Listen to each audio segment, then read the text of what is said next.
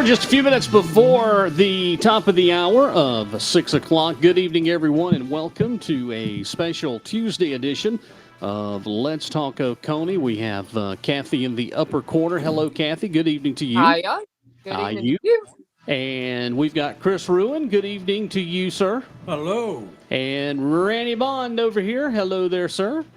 And boy, you sure have brought in a smorgasbord of papers and all sorts of interesting, neat material this evening. I tell you what, after last night's planning commission meeting, my phone has been hotter than a $2 pistol in Atlanta on a Saturday night. I'm telling you, that probably was one of the most interesting meetings, particularly the midway point. And we're going to play that in its entirety here in just a little bit. But tonight, that's so embarrassing.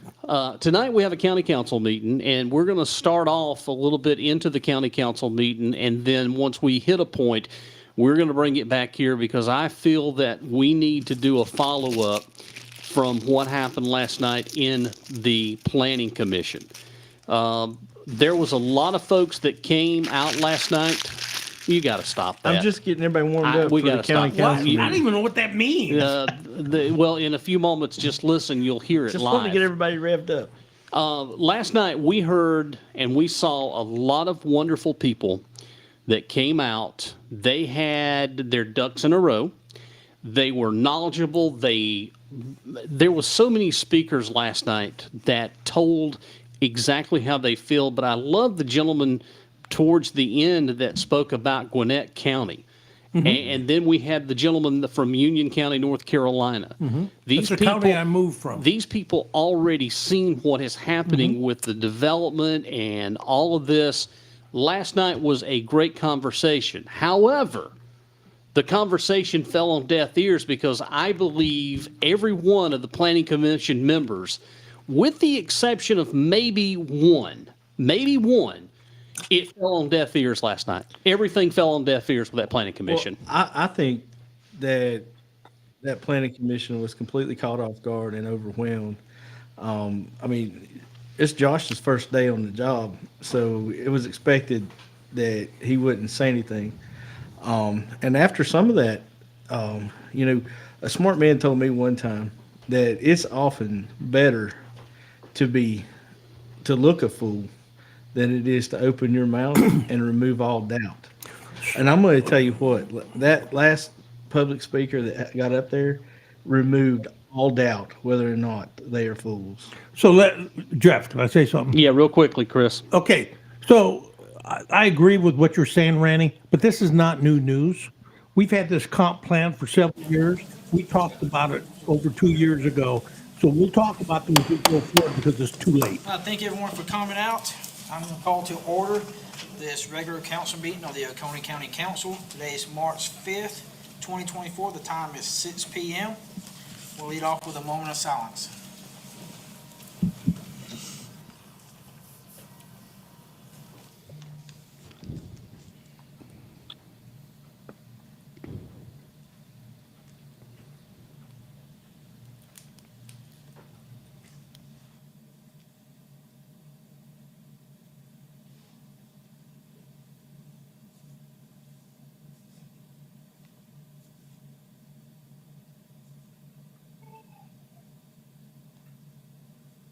Mr. David Root, would you pray for us? Yes, sir. Pray with me if you'd like to. Dearest Father, it's a beautiful day and thank you for it. Thank you for the public who's come out today, that we have a good showing, which makes council's job easier, staff's jobs easier and better, really, that we get the input, and thank you for that. Pray indeed for this council that for the heavy weight they bear leading this county, that you'd give them strength and that you'd give them wisdom tonight and always, your insight and your peace and your camaraderie, that things will be done well, done in unity for the best of this county. And in your name I pray. Amen. Mr. Corbin Dixon, would you lead us in the pledge?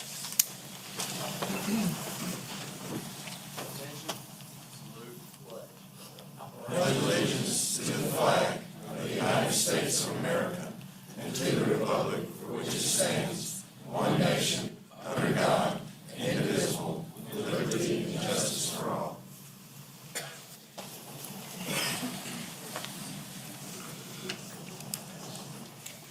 Case approval of the minutes for the February 20th, 2024 regular meeting minutes. So moved. Second. Any discussion or changes? Hearing none, all in favor? Vote is 5-0. Approval of minutes for the February 23rd, 2024 strategic planning retreat minutes. So moved. Motion second, any discussion or changes? Hearing none, all in favor? Vote is 5-0. All right, county attorney comments, Mr. David Root. I have none, Mr. Chairman. Thank you. Thank you, Mr. Root. County administrator comments, Ms. Amanda Brock. Thank you, Mr. Chairman. I don't have any either. Thank you, Mrs. Brock. Next, we have proclamation 2024-0101, a proclamation honoring the West Oak Warriors High School Wrestling Team. Whereas on Saturday, February 10th, 2024, the West Oak Warriors High School Wrestling Team captured the South Carolina 3A State Championship for a third straight year, a first in program history. And whereas the West Oak Wrestling Team, through hard work and dedication, were able to once again achieve their goal of winning at the state level. And whereas this is the 8th state wrestling championship that West Oak High School has been able to acquire since 1994. Whereas these 33 outstanding high school wrestlers have represented themselves, their families, their school, and their community proudly. And whereas the team was coached by head coach Derek Strobel, assisted by Adam Duncan, N. James, Rick McLaughlin, Al Billings, Josh Durham, Russell Gray, Kurt Brandon, Jeff Hanks, Leslie McAllister, and 6 managers. Now therefore, we the Oconee County Council wish to acknowledge the West Oak Warriors High School Wrestling Team on winning their third straight South Carolina 3A State Championship.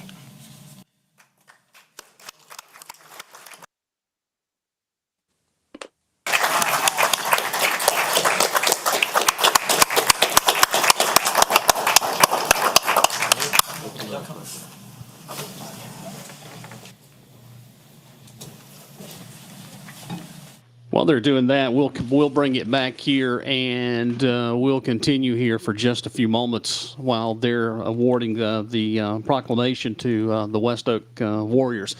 So last night, again, we had this planning commission, and we were just discussing as we were going into the opening of the show. These people last night that came out in force and showed up, they made a lot of good points last night. They did, and they were very respectful in the way they presented themselves and carried themselves. And it was unfortunate the way that the chairman of that planning commission talked back and belittled them at the end. It's like he didn't even want them to have come out and spoke. And I tell you what, a planning commission needs all the public input that they can get to make it right. Well, And that's why this comprehensive plan is such a big deal. They want comments, but they don't want the comments like they heard last night. That's No. not what they're wanting to hear. They want to be able to say, how was it put? Hold hands and sing Kumbaya, and we'll take care of you, and everything will be okay. Right. And he's like, we No, got no, no, no, ordinance- no. They want a cheering squad. Well, they didn't what get they a want. they didn't get a cheering squad last night. What they got is people that were completely, utterly disappointed, mad, and pissed off, and brought some great points to the conversation. And it was great to see the council chambers packed. It sure would be nice to see every meeting like that packed. So let me ask about that. There are a lot of great points. The planning commission, especially chairman, started blowing things up with some smoke that had really nothing, trying to basically cover up some crap. I got a question. We've known this problem for a couple of years. We've talked about these types of things. Everybody's showing up. They're showing up for one proposed development project. Right? Well, just remember, we got to go back to the comadre that's going on right now at county council. Next, we have public comment session. Thank you. Reminder, you have 5 minutes for public comment. When I get to 4-minute mark, I hold up the yellow 1-minute warning sign. At 5 minutes. I don't believe the gentleman that's sitting in the seat right now went home and took a bath because he's wearing the same clothes as he wore yesterday. We'll show that later, right? Lord, I just saw butt crack. He got up and I just saw butt crack. I thought he was an engineer. Is he a plumber? Apparently.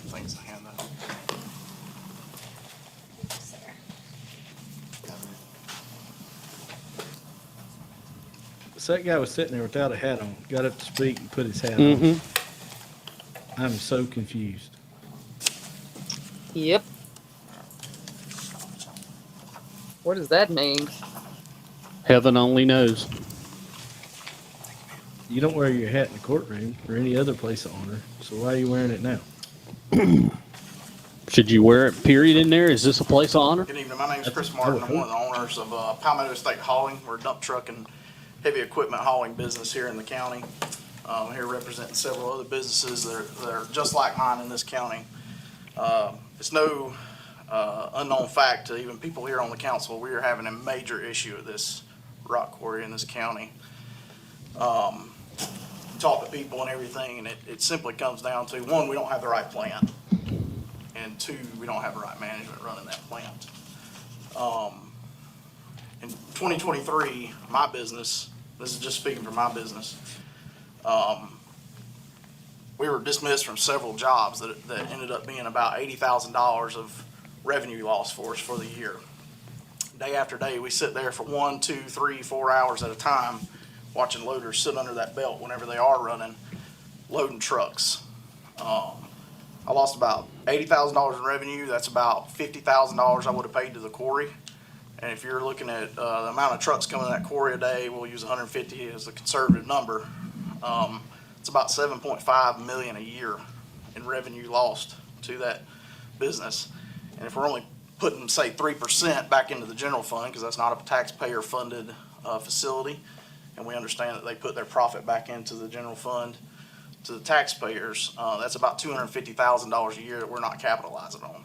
Right now, we're in the middle of a 7-day stretch where we've not been able to get stone. They're almost out of screenings, and 3-inch is my understanding. We're looking at maybe a catastrophic failure is what we're hearing through the grapevine and everything. So we may be several weeks going into it. We've got a rainstorm coming in. Who knows if the county itself has a stockpile for the roads and bridges? We're not aware of that and everything. Just my business in the last month, working on 3 major projects down at Hartwell Village. You may be familiar with those projects. We've had to outsource outside the county about a quarter of that project so far, and it's ended up costing the owners and the project managers about 50% more than what it would cost to do the whole project here out of Oconee County if we bought all the stone here. To give you an example, I bought a load of Class A riprap last week from Vulcan. Typically, you can charge about $700. That's all in delivery here. The stone itself cost me about $1,100 to buy it from Vulcan last week. This is happening day in and day out. We also have an issue with trucks coming in here from out of county, out of state, and just killing our supply when there is supply there and everything. There's a mega carrier, I'm gonna leave them unnamed at this time, but came in last week with 8 to 10 trucks at a time, getting our 57 stone, taking it all the way back to Poinsett Highway in Greenville, 50 miles from the quarry. They're charging the prices they're getting from the other major quarries. 3 other quarries they passed by to get here, charging those prices and upping their profit while we sit here and wait for stone in this county. Simply believe that there needs to be a change in the maintenance. There needs to be a time where after we're all gone in the evening, they need to run for additional hours. A second shift needs to be put on, stockpile that stone for a rainy day or a maintenance day, and then continue maintenance and everything for several hours after. Well, I'm going to sit here and say that I don't disagree with him because that is we got a hiring freeze. Well, Can't hire a complete another shift to run the quarry. I'm not going to sit here and say that I disagree anything he just said, because this is the same thing that we've heard for years and years. Cathy, you know as well as I do, these are the exact same things that we've heard before. Well, where's the money going to come from, though? I mean, we're going to put glass in police cars. We're going to give raises to certain people and not give raises to everybody else. Nobody's going to come running to fill these second shift jobs and stay up over there busting rock all night. Yep. Sounds to me like you need mature leadership to make these decisions. Well, I mean, we're going to get the $60, $80 jobs. They're coming, you know, y'all. I mean, we're going to get them real soon. Matter of fact, if we get those jobs, I'm going to quit doing this show, and I'm going to get me an $80 hour job. Chris, you can't. That's $170,000 a year. Yeah, I know. But here's the thing. This guy says that there needs to be better management of the quarry. The Oh. quarry is managed by the lady sitting there in the green. That's correct. Uh-huh. She is responsible to the 5 people on the board. Mm-hmm. The director at the quarry is, I guarantee you, doing everything he can to make sure that she has all the information she needs about what his problems are, and either she's dismissing them or them 5 people on the county council. What? Now, y'all, didn't he come up and speak and try to get some help from them before? Or You did sure I- have. I hate to say this, but it seems like I've heard this exact same thing from a former county councilman, and his name was Wayne McCall. I've heard exactly what this gentleman here who owns this business, I've heard the exact same thing come out of Wayne McCall's mouth. I haven't heard Mr. X's name in a while because we're not supposed to say his name, you know. All right, let's back to the council meeting. Happening in the mornings. We don't believe that's actually happening the way it needs to, and that's part of our reason we're having issues. There needs to be an electrician at all times there. There seems to be a major electrical issue with this plant, and we're all the time waiting for electricians to arrive for whatever reason. I'll give you a list of some suggestions that all of us have kind of compiled together and talked about and everything.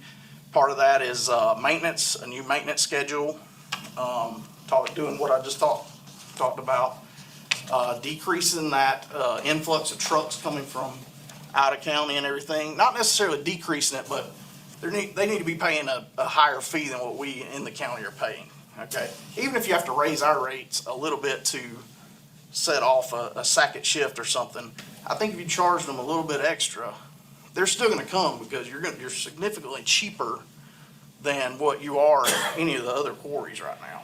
So they're still going to come. $5 will go a long way for out of county. $10 will go a long way per ton. Will go a long way for out of state. Easily managed by looking at DOT numbers, making them show proof of where their business is, and everything like that. That's all outlined in that there.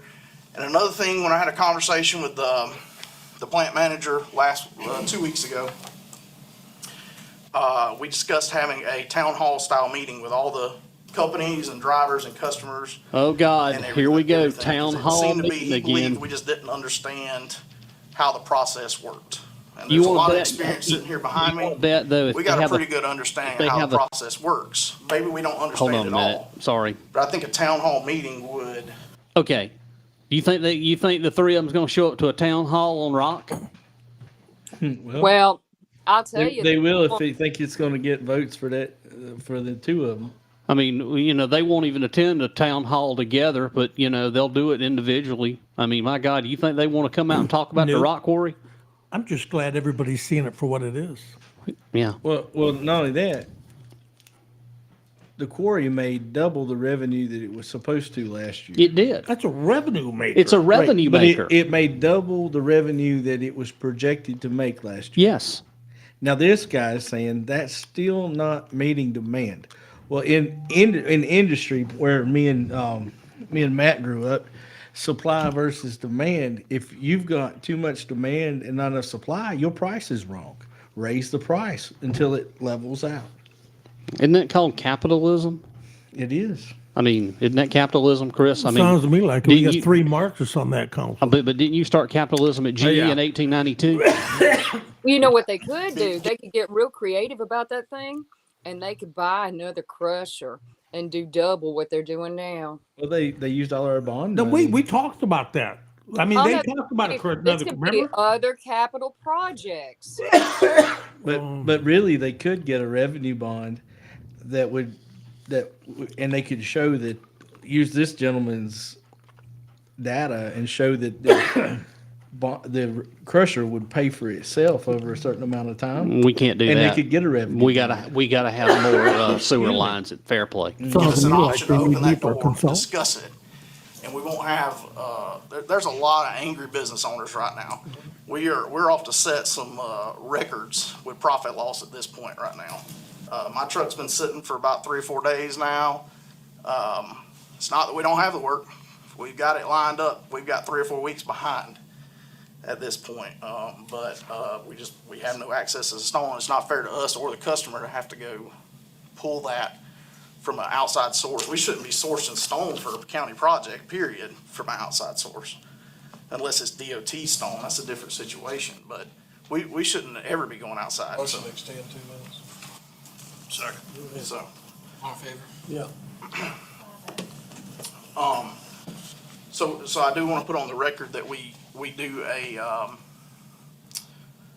price increase if possible. We look into that PM maintenance. A lot of us have good ideas. I really believe a town hall would go a long way to come up with some ideas and everything. And another thing we're having an issue with in there, is just communication with the loaders. There's a lot of safety issues inside the quarry that need to be addressed. We have a lot of truck traffic going in between loaders. It's easy. They have CBs in some, they don't in others. There needs to be CBs in there. This is the only county in the state that you can go into, or, quarry in the state you can go into and not have to use a CB. Just talk to loaders, tell them you're going behind them. We're waiting on an accident to happen. It's only a matter of time before somebody gets run over up there. That's a daggum truth. And everything. So I just ask that, I'm not, as a business owner, if we don't start addressing this issue, one, the customer, they're gonna quit coming. And you're really putting a hurting on projects and everything. We're fixing to go into dirt season and rock season. And this is gonna be a really, really major problem in the next couple of weeks when we can't get stone, and especially if we've got a catastrophic failure right now. Maybe we need to look into doing some rental of a new plant until we can figure out what's going on. Electricians, maintenance people, whatever needs to be looked into, but there's something has to be changed up there. We're gonna be suffering greatly this year, county and business wise and everything. So I'm open to any questions if you guys have questions for me. If not, I thank you for your time. Thank you, Mr. Martin. Lynn, Rogers, Mark. Okay, we're going to stop and talk about that. Up until the certain point, I'm not sure Was that I that- agree with him at the was last that- half of that comment. Was that Chase Martin? I don't know. Hey, my thing is this. This guy's a business guy. He's getting clobbered. Why doesn't he go someplace else? He needs to get stone. You're going to have to keep your customers happy. You're going to go out of business. If you have a supplier that can't supply it, you go someplace else, because right now he's single threaded with one supplier. Well, I mean, I know that there's one in Toxaway that you could drive up 130 but there's into, and then there's several. Powdersville and then on into Greenville. Well, there's one off Liberty Highway. Yeah. Well, you know what it costs to fill up a big old dump truck though, full of gas and stuff, and then when you put a load in it, it's costing them. You're tossing. You got to pass it on. You gotta pass that those on to costs these You Yeah. pass it on to the customer. And to what he said about it being dangerous over there, as far as the traffic goes, we went over there. I don't know, Rannie, if you've had to go get any rock anytime recently. We went over there and got a load of sand, and it's been probably a year and a half ago. We took the dump truck and went over there and got a big thing of sand.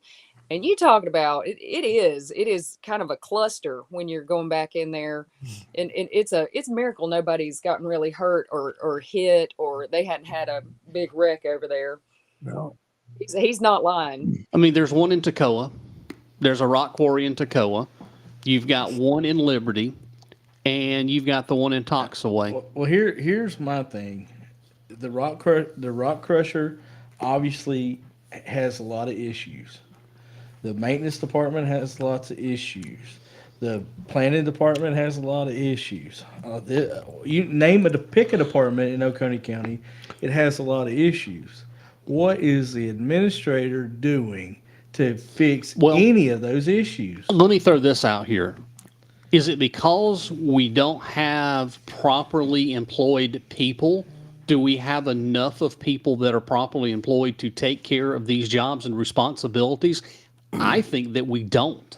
what you got is an administrator that sits there like shaking like a shitting dog because she's afraid she's going to lose her job on a whim because Napoleon up there is going to be fire happy when he don't get his way. Right. And you know And what? she's hamstrung the entire county because she doesn't have the fortitude to stand up for these departments and get what they need. Well, I'm not going to sit here and disagree with you on that, but looking from her aspect, she's trying to go with the flow.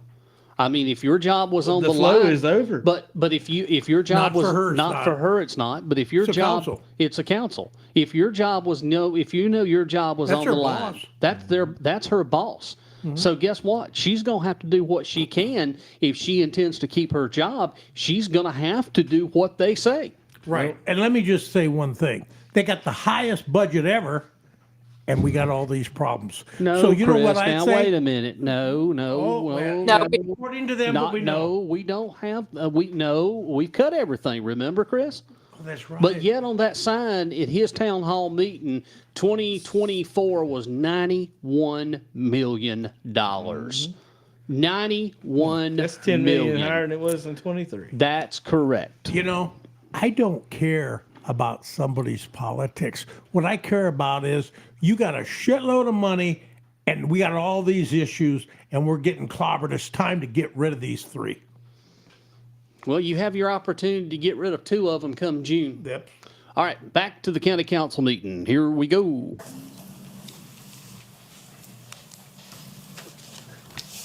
I'm Lynn Martin. I'm a native from Oconee County. I left long enough years ago to know this is This my lady is a home and wonderful where I individual. I belong. know her very well. And my heart is still here. I laugh and say I could be called Dorothy, could be my other name, Dorothy in the Wizard of Oz. There's no place like home because there is no place like our home right here in Oconee County. I don't want to just be my voice and my passion tonight. I want to be what I hear other people saying, people who have moved here. Pay attention. We have a business up in Salem, and we have people who stop by there all the time. They're either visiting, they've come by to visit, they're looking for property, they want to live, but they are attracted here because we are such a precious county. We have beautiful natural resources, and they all tell me, I hope that you all are doing something to try to protect this. Bingo. Yep. Lynn Martin and her husband Eddie, two of the nicest people you'd ever want to meet. Lynn and Eddie run Eagle Nest Art Center. They've invested in the Salem community. When the thing with Tomasi Salem Elementary, they were first there to fight all the way. They won. But she, life longer here, explains exactly what we've been saying on this show all along. And the comprehensive plan supports it with what the majority has asked for, and the planning commission is not doing that at all. I mean, they're coming here because they're leaving what other cities have done to where they've come from. The Charlotte areas, the sprawl, the ugly pictures and condos that I've even taken myself when we go up and visit that area of what used to be natural areas. They're just ruining that area, and that is why people are coming here. But if we don't put some things in order to protect the sprawl, we hear it's coming. It doesn't have to come if we wake up and do something about it. I also hear, it sounds like y'all just have your doors open, welcoming every developer that comes in here. And that is a concern. I thank God for Dick Mangrum, who tells us what's going on in this county. Because sometimes that is a shake to me saying, I've got to go. You know, I'm trying to save a school for a few months. Now I'm going to try to start saving our county, but I've been trying to do that in small increments with trying to talk to landowners, trying to talk to people around us. What can you do to preserve your land, conserve your land, easements? I think that she does exactly what Gwen McPhail did. Conservation. Yes. And you know, but wait a minute, you can't do that because that's fascism. That's Can you socialist. put it on us for a second? Yeah. Go ahead. Hold on. Go ahead, Randy. So she's talking about tourism and folks coming to Oconee County. Well, I've got this handout here somebody gave to me earlier this week, and in this book right here, it says by the numbers domestic travel to South Carolina, and it breaks it down. In Oconee County in 2014, there was estimated 500,000 people come to Oconee County to either see family, to see the beautiful waterfalls, to shop, rural sightseeing, historic sites, going to church, golf, parks, wildlife viewing, things like that. 500,000 people in 2014 were coming here. Now, that was 10 years ago. What are those numbers now? So let me say one thing, because it looks like is that the comprehensive plan? No. This is Okay. something else. This But- is better but than that. What is happening is, it's basically saying the same thing of the comprehensive plan. What I do not understand, and Jeff grew up here. I've only been here 18 years, and I'm going to ask a question. How can a county of 80,000 citizens let a small group that managed to gain control lend itself to destroying this county? They are totally ignoring it, and they're destroying everything that makes Oconee great. And people are letting them. I want to try to answer your question, but I'm going to go back to the Planning Commission last night. You saw 95% of the people that were there at the Planning Commission are what people around here call the lake people. But you In the heard- audience, in right? the audience. 95% of those people last night that spoke have the same view feeling as a majority of most of the locals that have lived here all our life. Well, the problem. But let me finish before you start. Let me finish. So we've come a long way in this, they're the lake people, but you still have that certain select generation of people that still think that Duke Power bad, that Duke Power took family property, and we've been struggling ever since. I want people to know, if it was not for that nuclear station, if it was not for the Kiwi Toxaway project, we would be digging ditches and picking cotton. And cotton had already died in the 60s. We lost our textile mills. Everything went downhill.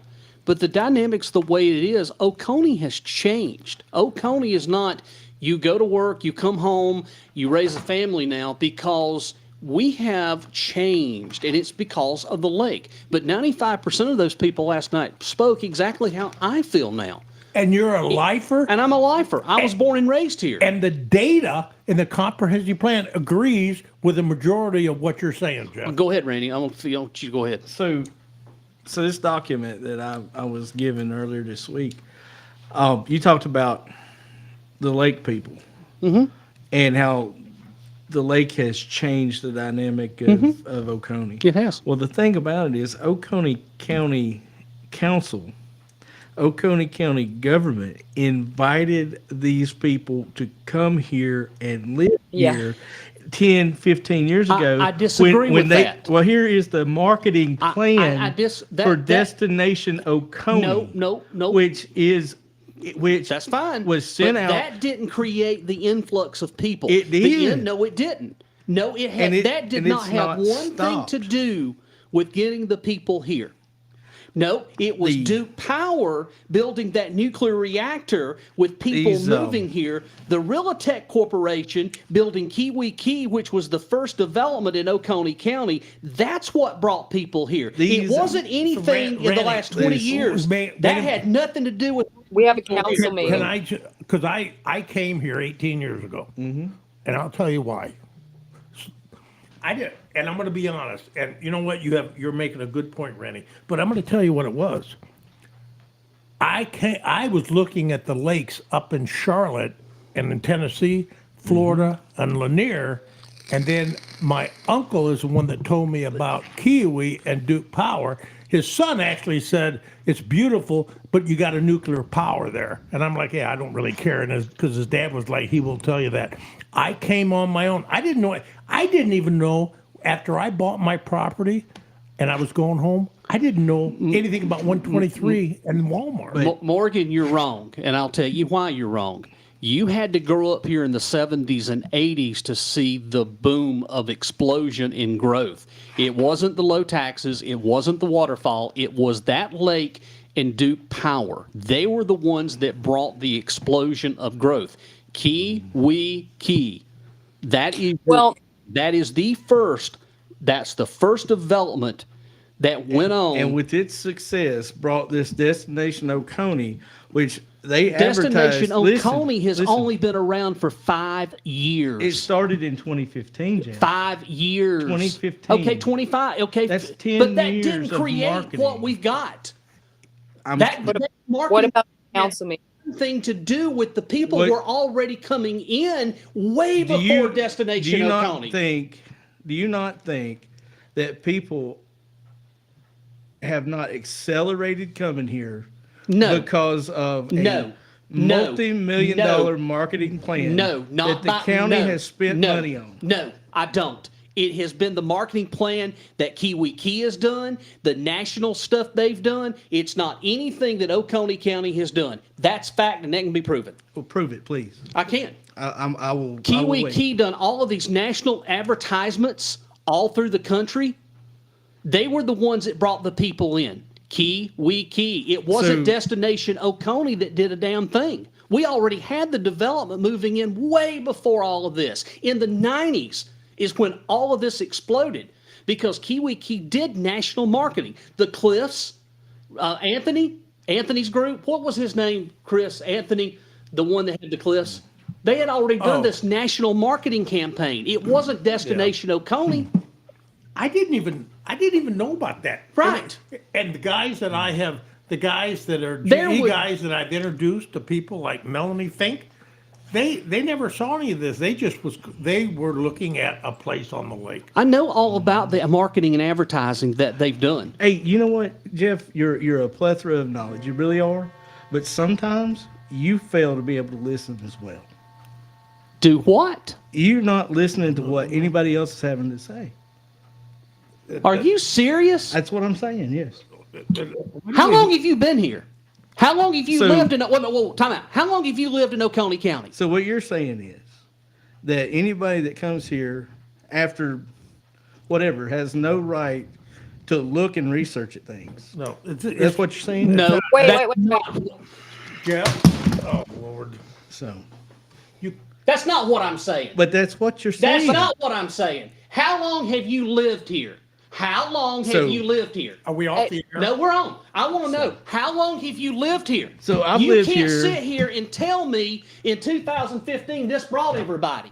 This did not have I'm one damn telling thing you- to bring people. I'm telling you that this is still working and people are still coming. They're not coming because of this. They're coming because of Lake Kiwi. It's not a marketing plan. They're coming because of the lake, and that goes to Duke Power.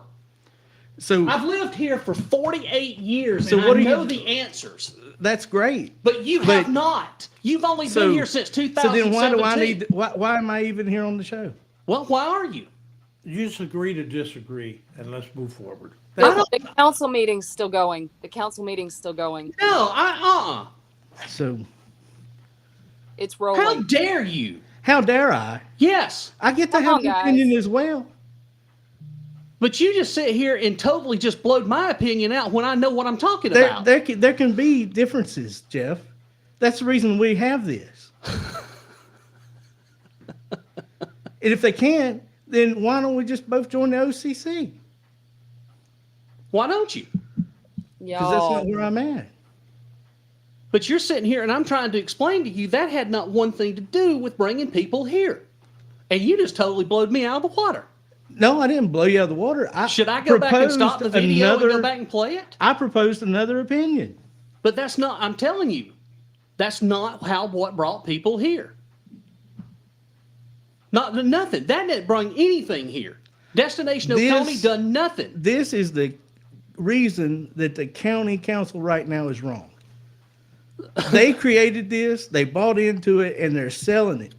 The county council is. They're selling it. No. Glenn Hart and Julian Davis spent $107,000 on signs because this document told them to.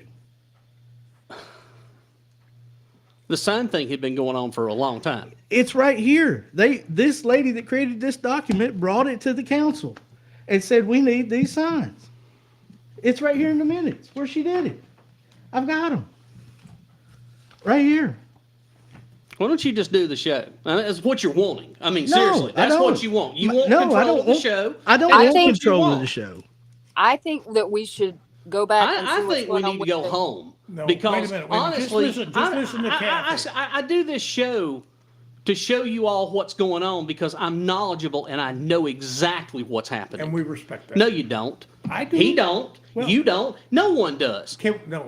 Jeff, just listen to Cathy for a second. Kathy, just listen. Kathy.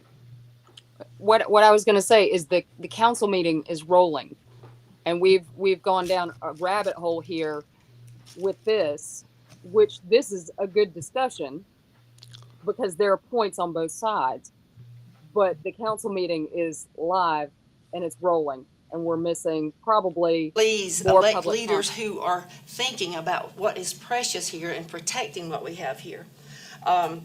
Like I said, I'm not just talking for me. Someone from Greenville today I was talking to, he said, y'all probably have the nicest county in this whole state. And he even said, I hope you guys do something to protect it.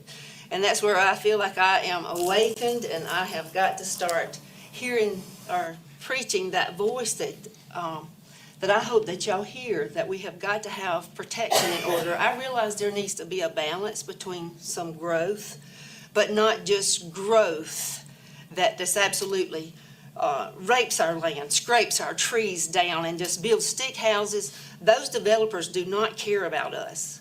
And I don't want us to see dollars and golden goose eggs at the price of losing all of our natural resources and doing nothing but increasing our taxes. That's what this fellow said today. He says, you know, it looks good to people because there's more tax money. He said, but is that good? He said, all that's going to do is drive up your taxes, and it drives up your crime rate. And he says, I hope you all can do something. Even he mentioned, he says, there's cheap built houses in the name of, of expansion and affordable houses. He says, they're not necessarily cheap built, but they're very expensive.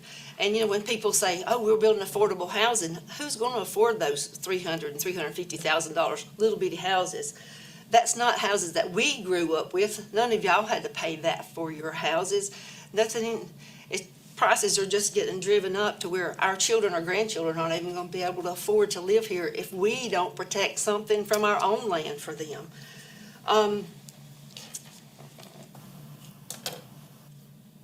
It's just a shame to see what is happening. Thank you, and I don't want to beleaguer or use up your time.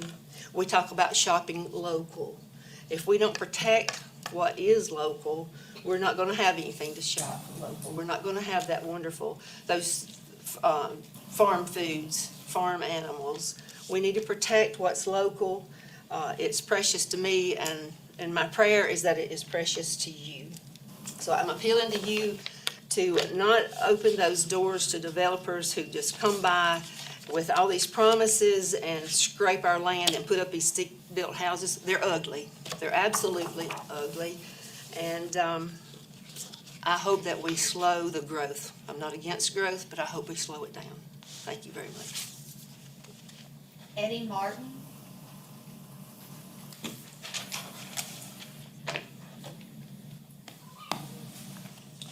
In 2004, we created a nonprofit called Oconee Preservation Unlimited Stewardship Trust. It was put together to try to preserve the things that Oconee meant to the people of Oconee. In 2007, our first opportunity to do a big project was the Stump House Preservation Project, 1,000 acres it ended up being. We had people step up from all across the nation to come in and preserve something that was great here in this county. At this point in time, we continually hear about development, about continued industrial structure,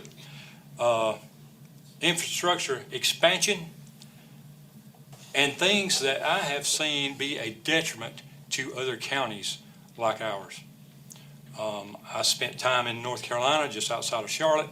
When we went there, I was in the 8th grade. By the time we left there in 1976, the expansion from Charlotte had already started eastward. As I go back there now to visit people that we were associated with in Denver, the amount of rooftops is exponential there. The coverage that has taken place in that area is non-recognizable. It's like a different world. And we are fearful that Oconee County is going to suffer the same fate. When I went to work for 3M Company in Greenville, I was part of project engineering, part of maintenance. We'd go up to the highest point of our structures there when we were working on something and look out down towards Lawrence, and you saw a golf course and you saw trees. By the time I left there 20 years later, when you climbed to those same heights, the only thing you saw was rooftops. It's detrimental. In 2007, there was a projection that Atlanta and Charlotte were going to meet right about here. And if you just look at it, it's showing itself.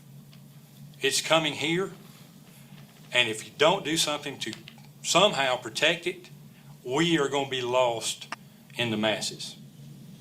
Also in 2007, there was they did a study that said for every dollar that a municipality or a county government puts into place, they spend $1.50. That's at least half of what you're spending is lost providing infrastructure, providing police, providing all the services you get. So the money that you are looking at, gathering, you're actually losing money by bringing those things in. I implore the county to try to bring about sustainability, bring about countered growth. I know that we need some things. I know that we need housing, but I don't know that we need it on the scale that it's being presented. And outside influence from the aspect of people coming here with tremendous money.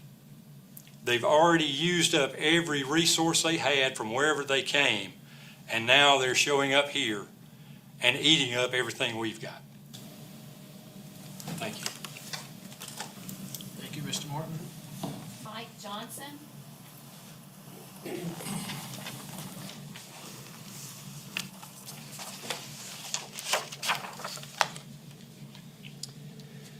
Mr. Chairman, members of the County Council, my name is Mike Johnson. I am the chairman of the Oconee County Planning Commission. I'm here tonight to encourage your affirmative vote on the Oconee County Commercial Junkyard Ordinance, which is in front of you this evening. The Planning Commission has provided a full and complete document, reviewed, drafted, and approved by our county legal department. And while this ordinance might not be perfect, being everything to everybody, this ordinance is imperative for today, as time's quickly running out. The ordinance offers a grandfathering provision for existing registered junkyards, as well as compliance triggers for expansions, safety violations, or abandonment. But here's why the ordinance is so important at this time. Consider this. In California, 42% of light-duty passenger vehicles are electric. Just over 10 years from now, California law requires that 100% of passenger vehicles be electric. 17 other states, some being our neighbors, are considering similar legislation. In 2017, Tesla's chief technology officer, understanding the limitations of the lithium-ion battery, founded Redwood Materials, one of the largest EV battery recycling companies in the United States. According to International Council on Transportation, there are currently only 6 EV recycling facilities in the U.S. at this time. The urgency I mention is because of this. The largest EV battery recycling facility being built in the United States at $3.5 billion is right here in South Carolina. It's being built by Redwood Materials. To make matters worse, Redwood's largest competitor is also building an EV recycling facility in South Carolina. It's opening in Columbia this summer. Not one, but two major facilities needing EV batteries from wrecked vehicles located right here in the state. I hope you're getting a picture that South Carolina has the potential to become the dumping ground for wrecked EV vehicles waiting to extract and ship that lithium battery down the lower part of the state. In a Tesla, because the battery is built into the frame, there's 178 parts that have to be removed to extract the battery, and that's on a good car. I've watched videos of wrecked Teslas where they're cutting through the plastic and cutting through the metal and cutting the car apart just to extract the battery. I say this because future junkyards are not going to look like junkyards when I was a kid. When I was a kid, you could go down and pull an alternator out of an old Ford. Today, there's the potential for junkyards to become landfills of plastic and metal and foam and computer wire, the leftovers after cutting the battery out of these vehicles. You also hope the battery casing's not damaged, because there's already listed warnings of groundwater potential contamination possible from damaged EV batteries. Again, wrecked vehicles. Aside from well water issues, aside from the scrap metal issues, you've got the fire issue. I'm sure everyone's seen videos of cell phones spontaneously overheating.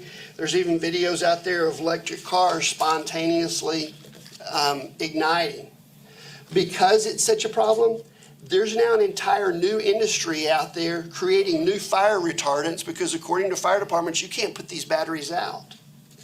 Again, imagine these junkyards, cars stacked on top of each other, and EV cars, wrecked cars being put in those areas not accessible by the fire department, and all of a sudden those things ignite. This ordinance both restricts existing junkyards and new junkyards from collecting, storing, and disassembling electric vehicles under extensive universal waste, DHEC, International Fire Code, and EPA guidelines. It's the belief of the Planning Commission that this is the correct ordinance at the right time, and it was unanimously approved for your consideration. Thank you.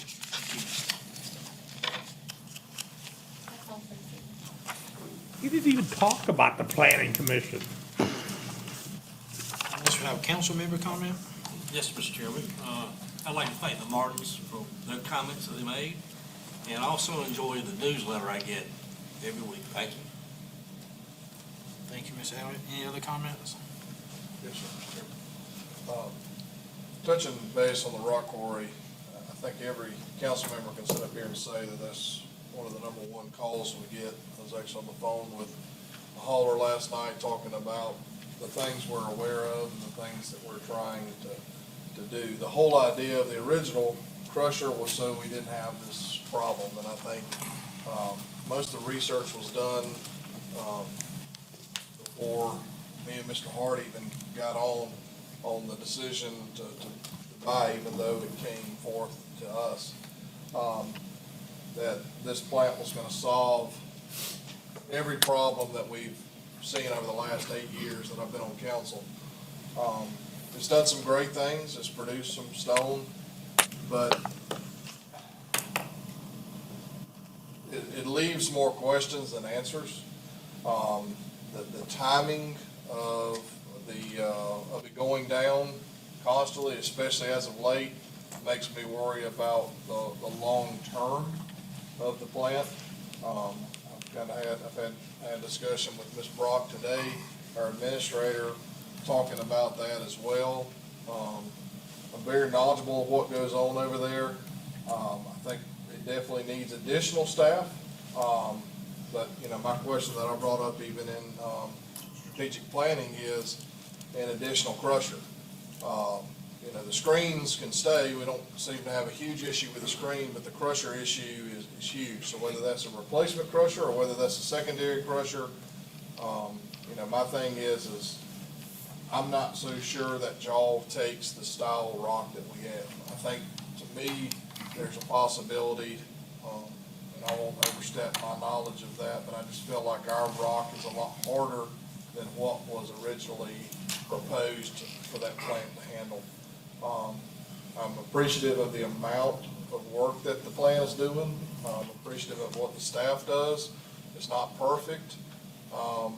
And sometimes it was learning to run. Early on, it was learning to run the machine. Now it's, are we overworking it? But we still could put out a whole lot more rock. So I think every council person up here is aware of what's going on. There does need to be a town hall. There does need to be some answers. We have money that's because of what the quarry does to create solutions that doesn't dip into the taxpayers at all. So to me, we need to spend money to create a solution moving forward, whatever that solution may be.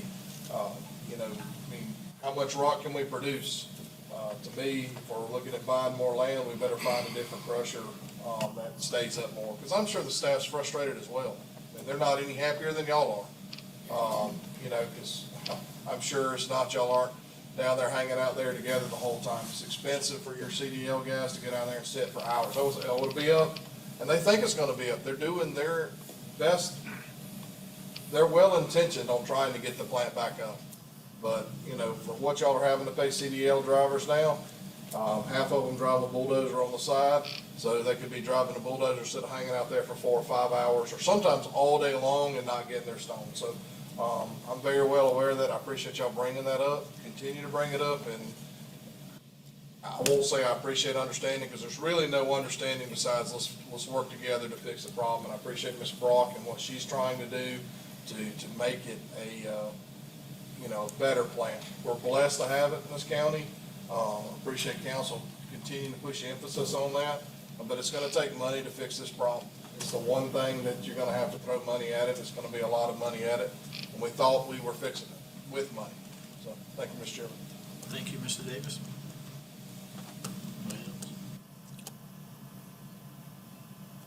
So Mr. and Miss Martin, you know, it's not a simple problem.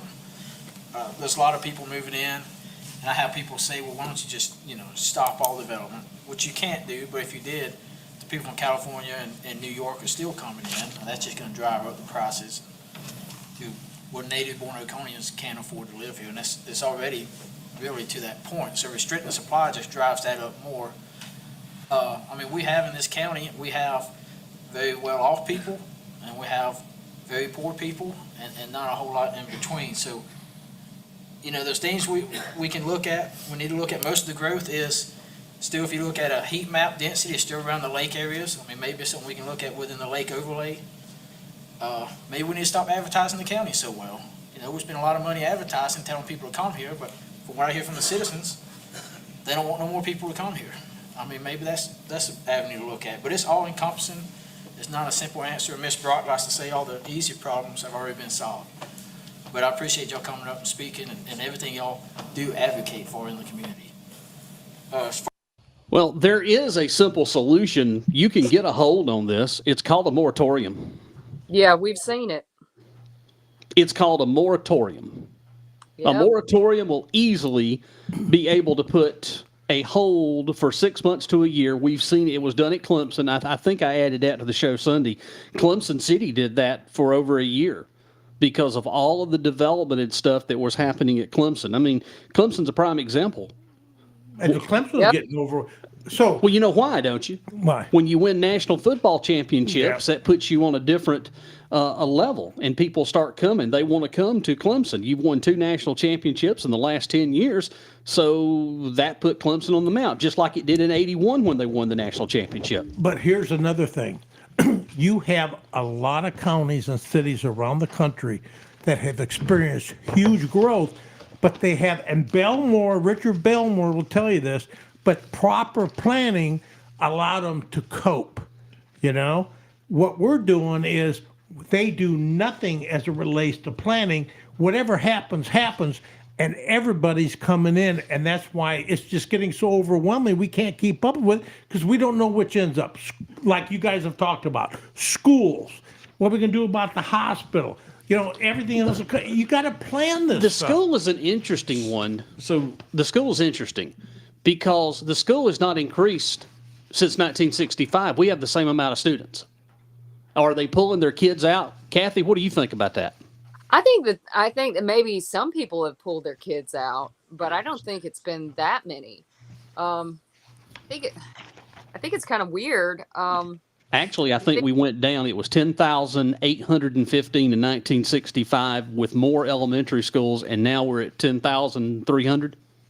Yeah, but we've got at least 4 private schools. Is that right? Oconee Christian Academy. We have the Seneca Classical Academy, and I think there's 2 more. Yeah, there's Faith Academy, and then there's one out in Oakway. Go ahead, Rannie. Well, with the school thing, there's a lot more people moving here that don't have their kids with them. These displaced retirees that are refugees. That's here, true. That's right. Refugees came here without, bringing new diseases. Yeah, they come with, and they're bringing themselves, but not their children. But what you don't understand, what that does to the population is every summer when those kids come home to see their parents, when Chris's kids come home to see him, and they bring the grandkids, that all taxes a system that we're not accounting for. My income too. Yeah, your income as well. But talk about moratoriums for just a second. I found some today in the Rannie Bond Library of, let's call Matt Durham We need liar. to preface this. He said that we could moratoriums not are illegal. Okay. Yeah, Okay, they were legal. That's what I've found is they're not illegal. What the problem we have is we have a pansy attorney at the county who's afraid to get sued and doesn't want to write these moratoriums because he's incapable. So I found that in January, February, March, first, second, and third reading was the moratorium on things in Pickens for Highway 11. Then here's one in the county of Pickens, 2023-33, a resolution calling on municipalities within the county to cease any and all annexations for a prescribed time sufficient to enter into a collaborative county and city planning preservation effort and thereby collectively managing limited, unchecked, and disruptive growth in our communities. Here's another one. County of Pickens, February 6th, first reading, public hearing, and final reading April 3rd. An ordinance to adopting a 6-month moratorium on the acceptance of applications for residential land use development or subdivision concept plans to provide for an immediate effective date and to provide for an extension of 90 days hereto by further resolution of the council. So Randy, wait a minute. He said that was Pickens County. Those were just in Pickens County. Now But he I've got said one. he said it's illegal. Right, that's what he said in his town hall. Yeah. Is he All right. lying? Well, he's either lying or ignorant, and I invite him to come tell us which one he is. So, County of Edgefield, an ordinance adopting a 90-day moratorium of acceptance on applications for land use development and subdivision concept plans and to provide for immediate effective date. And I think Edgefield County is one of the smallest counties far as population in South Carolina. And then there was that one Sunday that I couldn't pronounce the name, Ashwagandha or something, the name of that town. Andwa? Yeah, that one.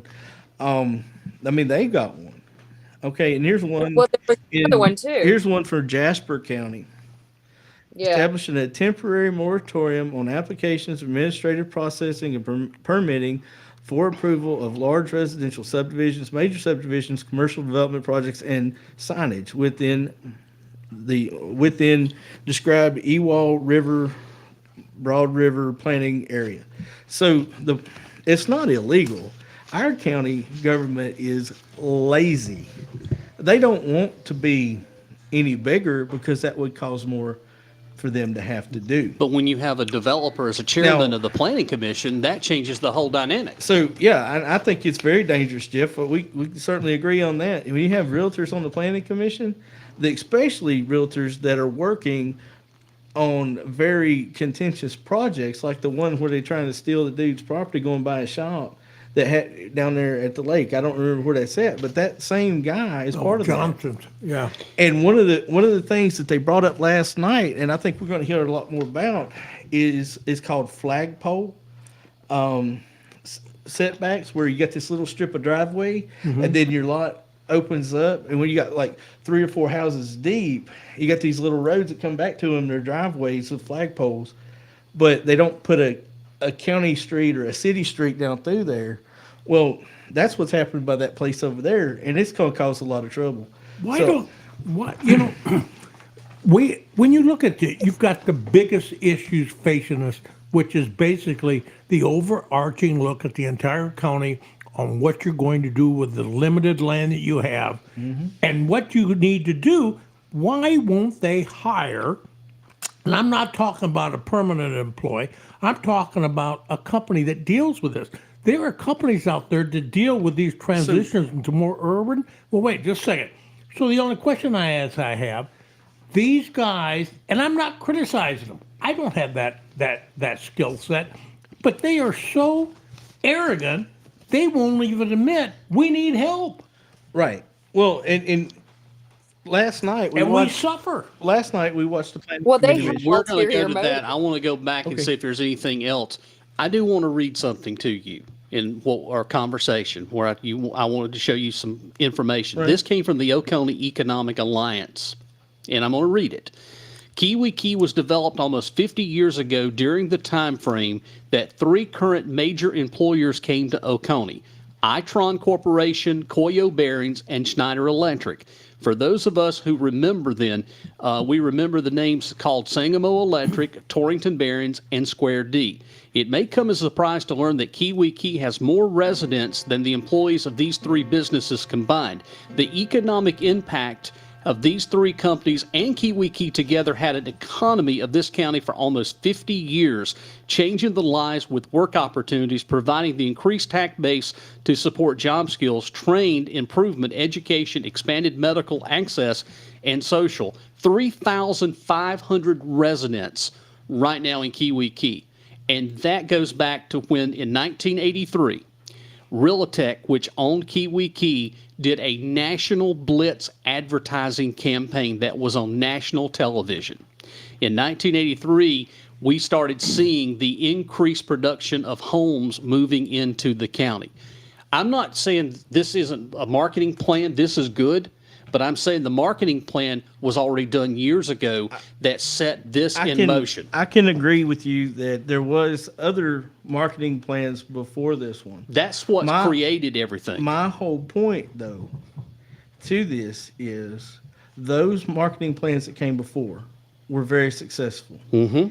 And our county council decided to do their own. And it failed. It failed miserably, if you want to be I'm not truthful. sure if it failed, but I want to make sure that the ownership of this failure is recognized and where it should be. Now, I agree with that. And if and I think that we got crossed up over nothing. Okay, we're going in the same direction. Okay, but Glenn Hart was a major vote on most of the stuff that happened inside of Destination Oconee. He seconded and made many, many motions to drive this marketing thing home. He made motions that spent money, taxpayer dollars, on ensuring more people come to the county. And he made money off of some of these people. Yeah, he made that money came to the county. As the foremost surveyor in the county, you can bet your bottom dollar that he made the lion's share of money when it came to real estate development. So why are you driving demand when you can't keep up with demand and you have no plan to do it? Let's go ahead and see if we can wrap up, because there's a big portion of the council meeting that I really want us to hear That Yeah, it is we'll supposed go back to to be. this afterwards. Yeah. As far as the rock crusher, yeah, I mean, that's the number one thing I hear, more than roads, more than anything. Today's failure, I don't think it can be up anytime soon, because what's relayed to me was it's a catastrophic failure. But the problem goes well beyond or before today. And we talked about it in strategic planning. We talked about many of the issues or maybe possible solutions you brought forward, Mr. I have to give him credit on this. He's telling the truth here. This problem with this rock crusher goes back many, many years. This is not the first time that we've actually had this conversation. I know 10, 15 years ago that we were having this same conversation about the rock quarry. They never could keep up with the demand then. And it was because they would piecemeal and they would throw pennies on the dollar instead of biting the bullet and buying something that would be of beneficial use and spend the money. They would piecemeal it. They would put it together. So my take on that is government should not really be in the revenue business. Look at Westminster in the utility business. Thank goodness Upcountry Fiber came through and put the fiber in, and it didn't leave it to the municipalities because they never have fiber, just like they never have water. They never have power.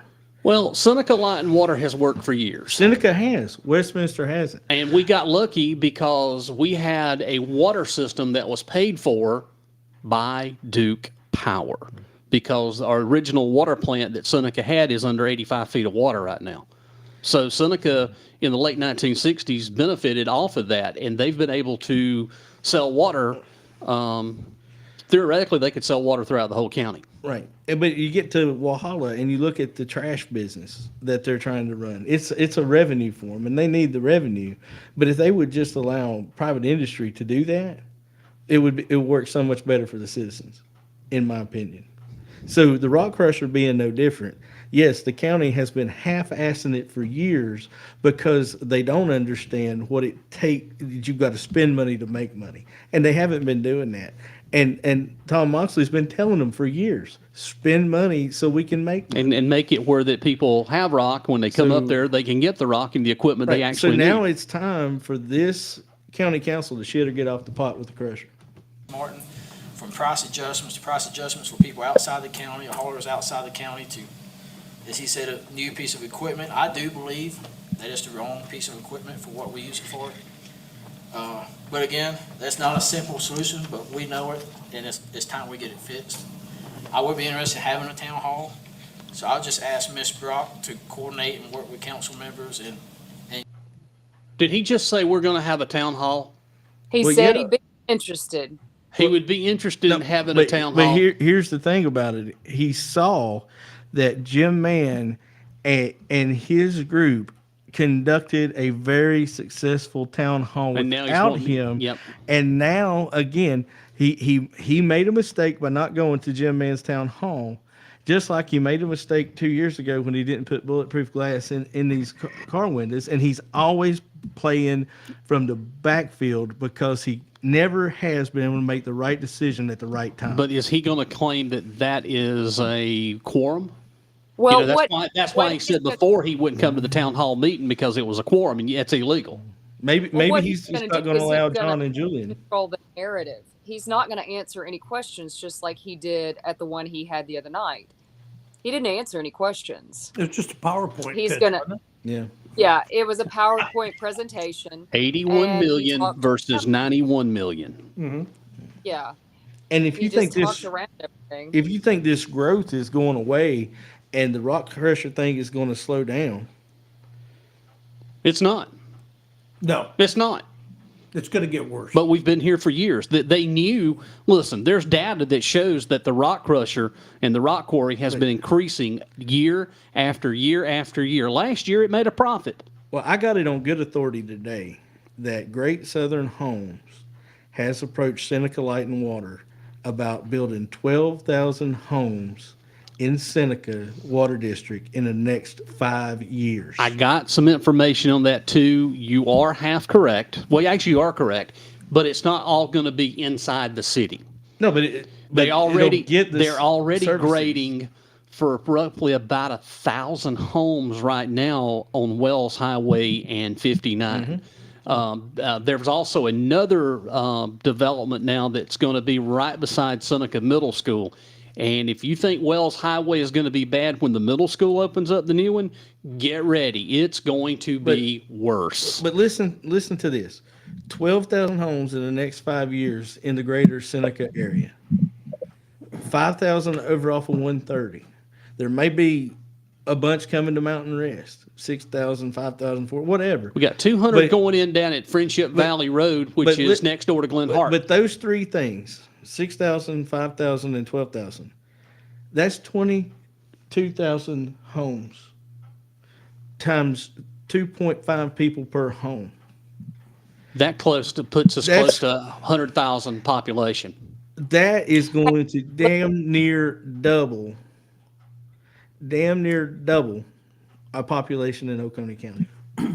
That puts us apart now in radio terms and stuff. That puts us apart of the metro market.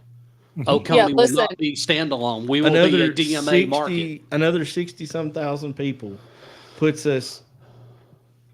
We're going to get IKEA. IKEA. Yeah. Costco. There's not one between here and Charlotte. Might as well put it here. Okay, so let me just say one thing. So when you look at this, and he's on council, he's got much better information than we would as private citizens. Why is it that people like him and David Nix on the planning commission and these other guys said there is no growth? It was just only a year ago they said it. Remember that? Well, last night, again, listening to David Nix was just like listening to paint dry.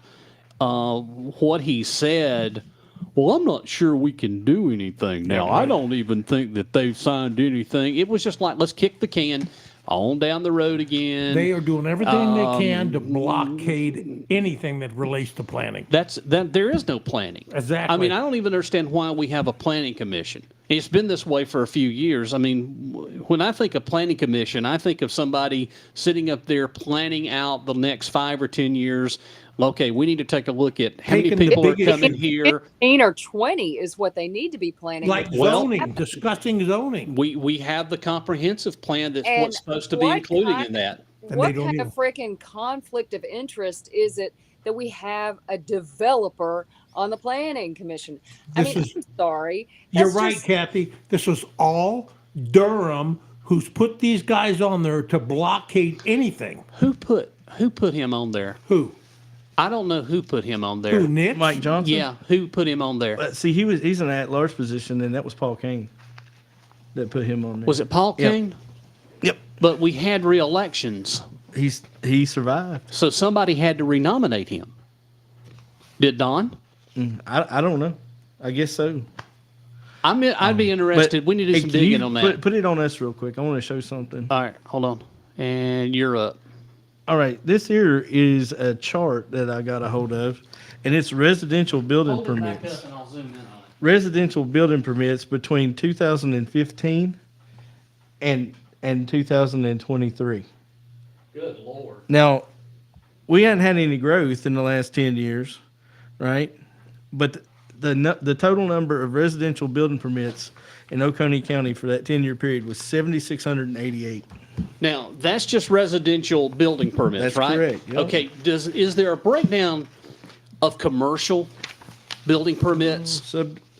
No, but I've got subdivision applications. See, that's something that I would like for an investigation to see the commercial.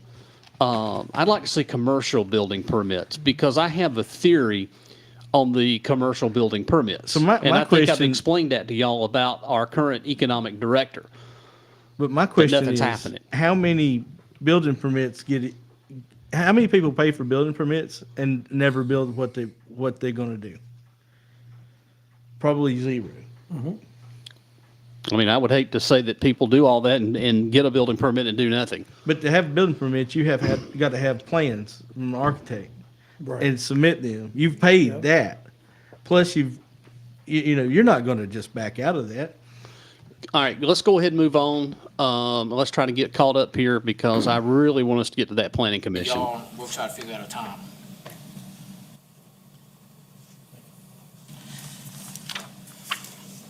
All right, let's go to public hearing on the following ordinances. Ordinance 2024-08, an ordinance authorizing the execution and delivery of a fee in lieu of ad valorem taxes and special source revenue credit agreement by and between Oconee County, South Carolina, and Project Red, acting for itself, one or more current or future affiliates, and/or other project companies, collectively company, with respect to certain economic development property located in Oconee County, providing for a fee in lieu of ad valorem taxes incentive, providing for a special source revenue credit, and developing a joint county industrial and business park between Oconee County and Pickens County, so as to designate the property of the project as part of the park and other related matters. So moved. Second. It's just public hearing. Okay. Someone signed up for public hearing? Okay, so I close public hearing for ordinance 2024-08. Next, we have public hearing for ordinance 2024-10, an ordinance establishing a budgetary increase limitation for Oconee County, South Carolina, and other matters related thereto. Mr. Jim Mann.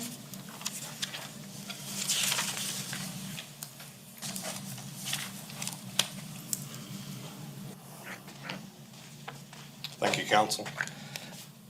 Earlier, I spoke with Ms. Adams with regarding 5 slides that I'd like to present. Since this is a hearing, it's not just public comment.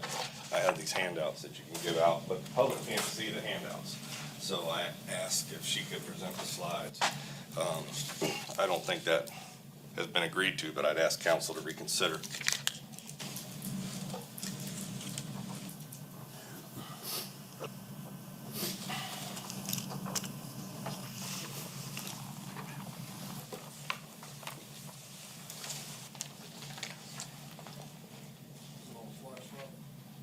No, she's got them. I emailed them to her. I make a motion that we allow the slides to be shown on the screen. Second for discussion. Just a minute of review, just to make sure. We have a motion, a second. Any discussion on it? Yeah, pause for a vote, please, sir. Mr. Chairman, just review, I just want to make sure.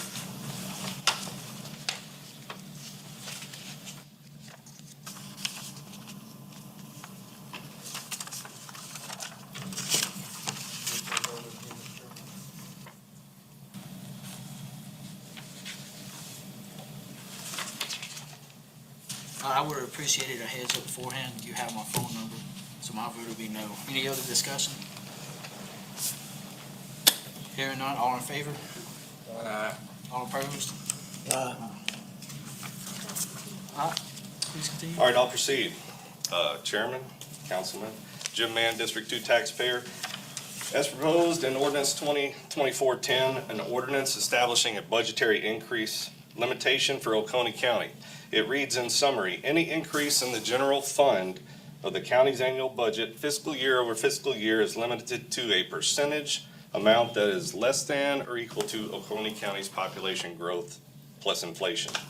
Some background information to consider. The graph below shows the actual 10-year history of Oconee County for this combined factor. Oconee's population growth percentage plus inflation.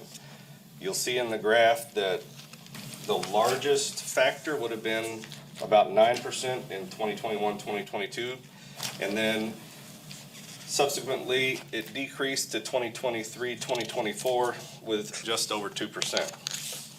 On the next slide. Taxpayers aren't interested in accounting games that move money out of the general fund and into other spending funds to give the appearance of a budget decrease. Taxpayers want a clear picture of all spending.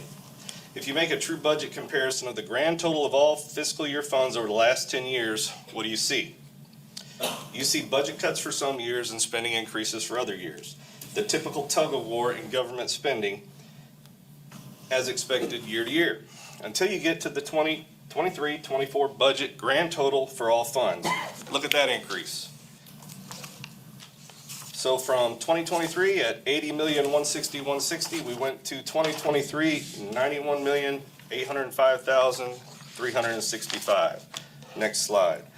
So the 2023-24 budget represents the largest single-year dollar increase in 10 years at $11,645,225.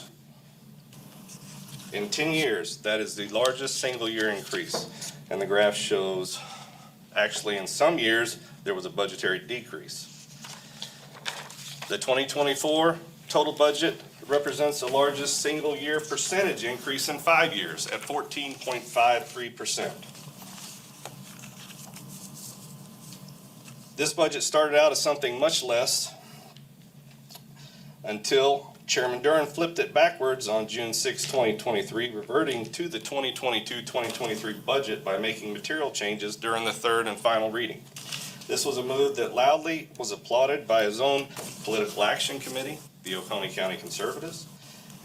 This is the same group over which he serves as chairman of the board, in which Councilman Hart and Councilman Mize are associates and voted as a block to approve this budget increase. Getting back to this ordinance, 2024-10, an ordinance establishing a budgetary increase limitation for Oconee County. If you take what's being proposed by the ordinance, Oconee County's population growth plus percentage plus inflation, as shown on the first slide, and you project that same budgetary limitation over Oconee's 10-year fiscal year budget history, what does it show? You can look at the graph below. For 6 of the last 10 budget cycles, you would argue that a conservative budget was already in place. If ordinance 2410 was in place last year, then Chairman Durham's 2023-2024 budget doesn't satisfy his own proposed ordinance. He went over budget in 2023-2024. Can we stop that for a second and laugh? According to Well, Jim, just bust that ass, why don't you? Didn't we say the same thing? How many times are we going to have to say it? But they're just going to say, no, you're not looking at our shell game from our perspective and make us the bad guy. All right, Cathy, what do you think? Yeah, I'm liking it. Yeah, he's spanking him. But he said, you can't put those slides up. I'm not going to approve it. We're going to put the slides up. Y'all get the slides up from man. And see if we can't stick them up. Oh, that'll be for Sunday. You guys can, I'll get them for you for sure. Send them. Yeah. the ordinance proposed. That's all I have to say. There. Now, is you gonna say anything? Anybody else? No. They're gonna vote it. They're getting ready to ramrod it. So. Mr. Smith. Oh. Oh yeah. Here we go. Can we stop it? Wonder if he'll I'm cry. Gary Smith, District 2. Here we go. We have a Republican Party chairman here who wants to tell you how to balance a $50+ million budget, but has problems balancing a $10,000 budget for the party. Ooh. He asked council to give him rock from the quarry at a 'Cause they discount during public comment one evening. You remember that? I do. It makes me wonder now if he can balance his own budget at home. But he wants to tell y'all how to balance a $50 million budget. Kind of makes you wonder, don't it? That's it. Is that all he's gonna say? Hey, That's it. that's all he's got to say. Didn't That's it. didn't they steal $10,000? Wasn't that what they Yeah, had well, to yeah, do? he was party of the law. $10,000 back? Yeah, he got served in the lawsuit that he stole $10 million from the Republican Party. 10 million or Sitting right next to 10,000? me in court. $10,000. 10,000. They had to go to court to get 10,000 back, and they didn't even get the whole 10,000. He was Right. giving me the stink eye in court. I saw He's it. all salty. He's so salty. You see the sweat rings in his shirt from where he was working yesterday. Well, can I play something now Sure. since we're already on him? Yeah. Are y'all ready? Let's do Yes. it. Here we go. Let me see if it goes. don't know. It needs to be started again. I think I'm on to start it again. This is actually Is it- from yesterday. He's wearing the same clothes, by the way. Hey folks, I'm Perry Smith, District 2, Mountain Rest. It seems the selfishness runneth over this evening. I'd say we were overrun years ago. The majority of us do not want to be taken care of by the government. We don't want anybody telling us what to do. We're free Americans. I'd like to keep it that way. I don't want somebody telling. So, I mean, I would like to. Sorry. It screwed up on me. Kindly ask them to stop. The majority of us do not want to be taken care of by the government. We don't want anybody telling us what to do. We're free Americans. I'd like to keep it that way. I don't want somebody telling me what to do with my property or anyone else's. What I own is mine.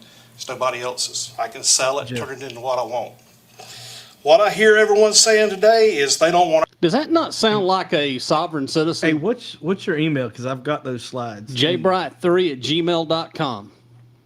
Our children to have affordable houses. They don't want our children to be able to buy a house and move into it. First time homeowners.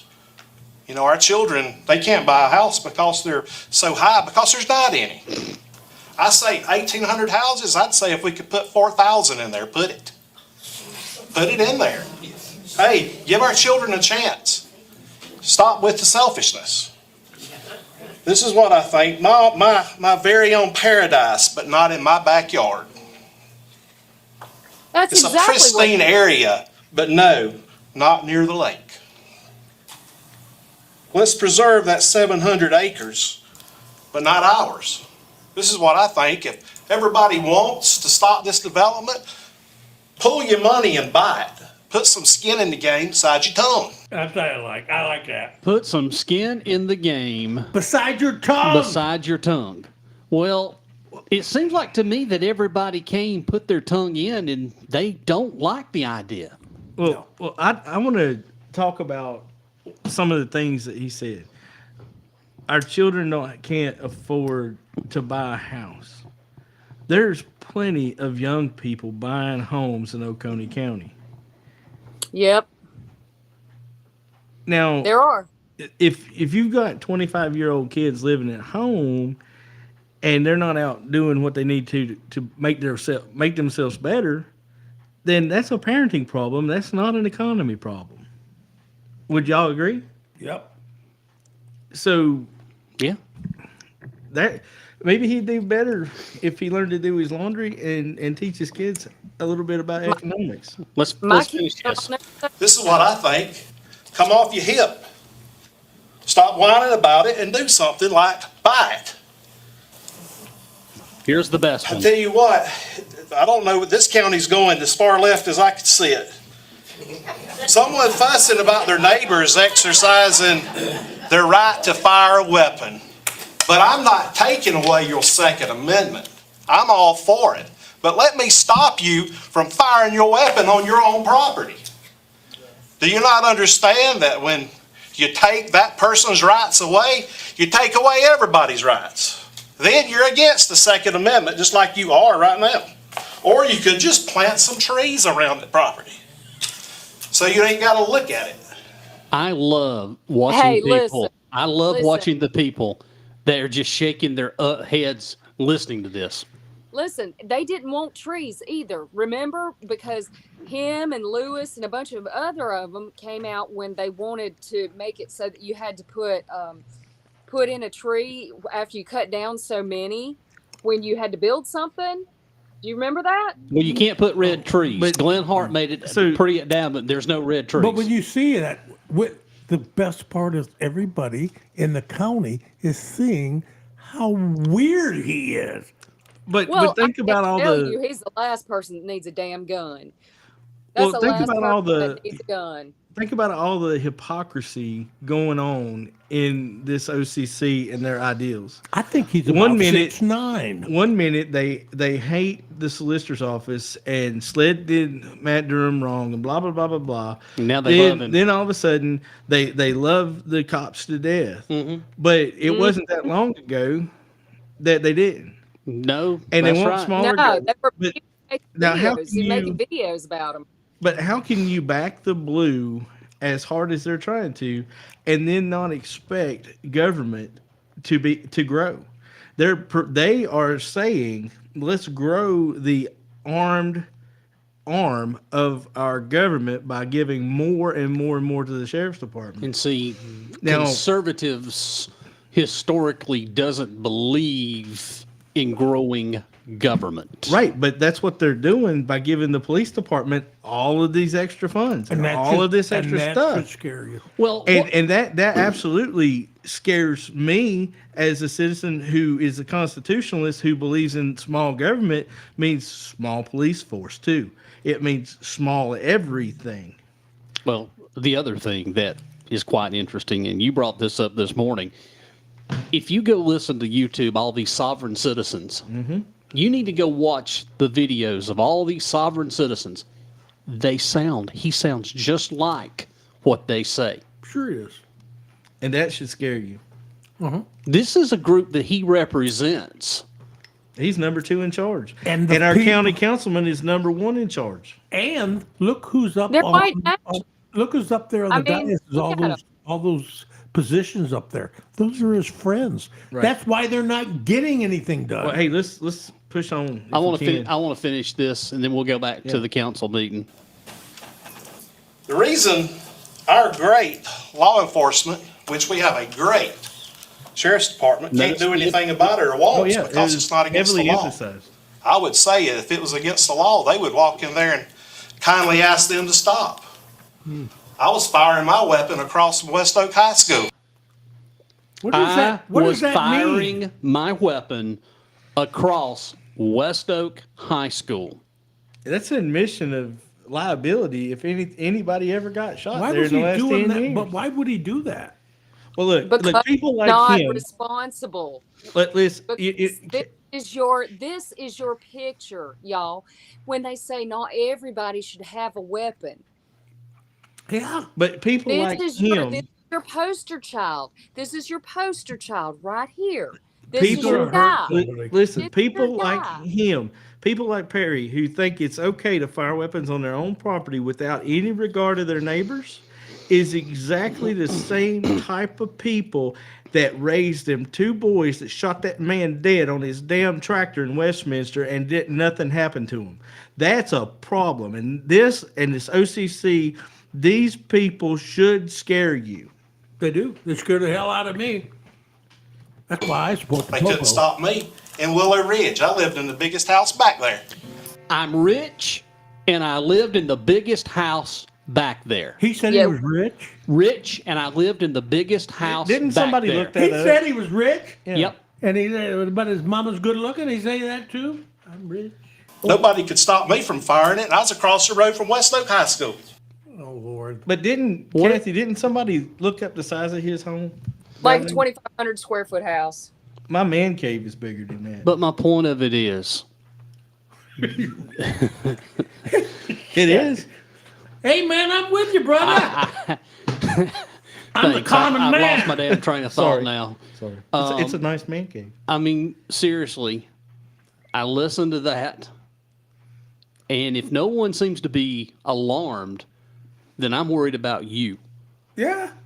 Why do you think I've reported him to the cops when he threatens us? Threatens us? But it goes to show what I said. I operate above the law. But then again, he respects the law, right? Oh, Hey, yeah. understand. There's follow a the hey, Not rules. take his phone Hey, in anywhere. understand. There's a reason that the OCC has picked a solicitor to get behind. Understand that. Yes. Yes. That's true. Why? Imagine that. But who wants to take Imagine away that. my Second Amendment right? Who wants to whine because their neighbor is fussing for shooting? You're not going to take away my Second Amendment right. If I want to fire on my land, I will. That goes for And if I want to take a dump on my land, I will. anybody. You should be able to fire on your own dang property. Stop fussing about your neighbors. If I want to take a dump on my property, I will. If you just, Reckless hey, invasion imagine of- how many big oak trees was cut down for your houses that you live in right now. Imagine that. How many trees were cut down for your house? Big oak trees. No, he said big oak trees. I found this thing today. Let me go back to it. But in the 1800s, Yeah. right? They were back then. A man named James Witherspoon built his house 275 years ago, almost entirely of pine. Really? It's the oldest remaining house in the PD region of South Carolina. Ladies and gentlemen, we do not build houses out of oak. I Well- built my house entirely out of trees I cut down on my property. You know, we have a house that they didn't want to put no money into renovated at High Falls County Park that was sitting in the middle before the lake backed up, that was built with trees that was, from the river. Yet he's rich. But 300 years ago, they weren't building houses out of oak. They're not building houses out of oak today. This guy's a moron. Look how many big- entitled he acts. Coach, how many squirrels' homes was taken because he Now, wait a minute. I demand to be heard about the squirrels. I don't do anything with squirrels. Twiggy lost his home. Yeah. Twiggy the skiing squirrel has lost his y'all's home. big houses. For y'all's big houses. Now, I again, mean, most houses in Seneca are bigger than the house he built in Mountain Rest. well, most of them are bigger than Twiggy's house that lived up in an oak tree. On the lake. Or a deep power Oh, there we go. Did he just say on the lake? Oh, yeah. It's the damn lake. screwed this county. Everyone wants to take away the rights of the citizens. Who said? Are they not citizens? Hey, Are the none of the majority of the people in this comprehensive plan are asking for things that these guys are blockading. So what does that have to do with any of this? He's entitled. I think Twiggy needs to have It's funny, zoning. but- I think the squirrel would but- like to have some zoning to but protect his oak tree. But here's the thing. Save the squirrel. Here's the thing, and I think it was Patrick Henry that said this some years ago when they were building houses out of pine. He said, "Your liberties end where mine begin," and that's what Mr. Smith does not understand. His liberty ends where mine begins and yours begin, and all these lake people. They have just as many rights as he does, and they are there to show the planning commission their ideas because they've got a situation going on. Well, and he don't like it. But they stacked the planning commission. Again, if the lake people takes away his Second Amendment rights, he's going to come out shooting. That's exactly what he's inferring. Yes, that's what he's saying. That's what I'm talking about. These guys need to report to the police. But here's the thing about a stacked planning commission. 3 of the commissioners on the planning commission are from District 1. And Mickey Haney and Mike Johnson and Ms. Spicer are all 3 representative of the folks that live on this 130 corridor. Mm-hmm. And if they had better listen to these folks because elections have consequences. And when it's time, these people are going to remember All right, what the county did. let me to them. finish up. Okay. Because when yours is taken away, who's going to fight for you? Perry's going to fight for you. Let me It's just coming. It's just a matter of time. Everybody that spoke here today is setting the precedence of, hey, I want the government to take care of me. What point in the planning commission meeting last night was there any reference about the government taking care of me? because he's doing that because they're were the talking about government planning.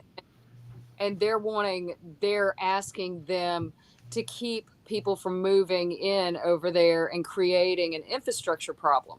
So they had the audacity to ask the government to do their effing job that they were brought in to do. I think you're right. It's called petitioning your government, right? Ask them to do their frickin' job. And how dare you ask the government to do the job that they got elected to do or appointed to do? And now that's the same as being, in his eyes, as being on welfare on the draw. Right. That's the way he's making it sound. The only thing that I ask is this planning commission do the right thing? We have a plan where the majority is talking about things that all these counties and cities do across the country, and they have chosen to blockade it. Then you have this guy getting up there, and people need to pay attention to him. When he intimidates you or he gives you those veiled threats, do not be afraid to report him to the police. You can report them all day long, but nothing will ever happen. Well, you get enough people, that. yep. Oh, let me finish up here, and then we need to move back in. We do have the slides from Jim Mann. Let's let the government take care. And by the way, those those whatever it is that these people are bringing into Oconee Memorial Hospital, these new diseases, Lord help us. May I? Maybe we should elect a new president, and we ain't got to worry about all these new diseases. Okay, now guys, Is the this is disease. important. He said new diseases. He does this because that is what Trump said last week about immigrants bringing new diseases. Is there a new venereal disease that I'm not aware of? Well, here's the thing. He can't think for himself. You're absolutely right. And he uses buzzwords that trigger the ignorant. But me no like.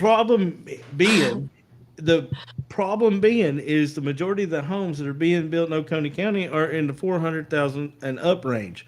No one walked here from Honduras with $400,000 in their pocket. No. I hope the heck they didn't. I mean, that could explain the new shoes and the shirts and the cell phones and all that shit. They're loaded and just decided to walk 5,000 miles. You know Yeah, from really. here, me All right. no like. Up on screen right now is the first slide.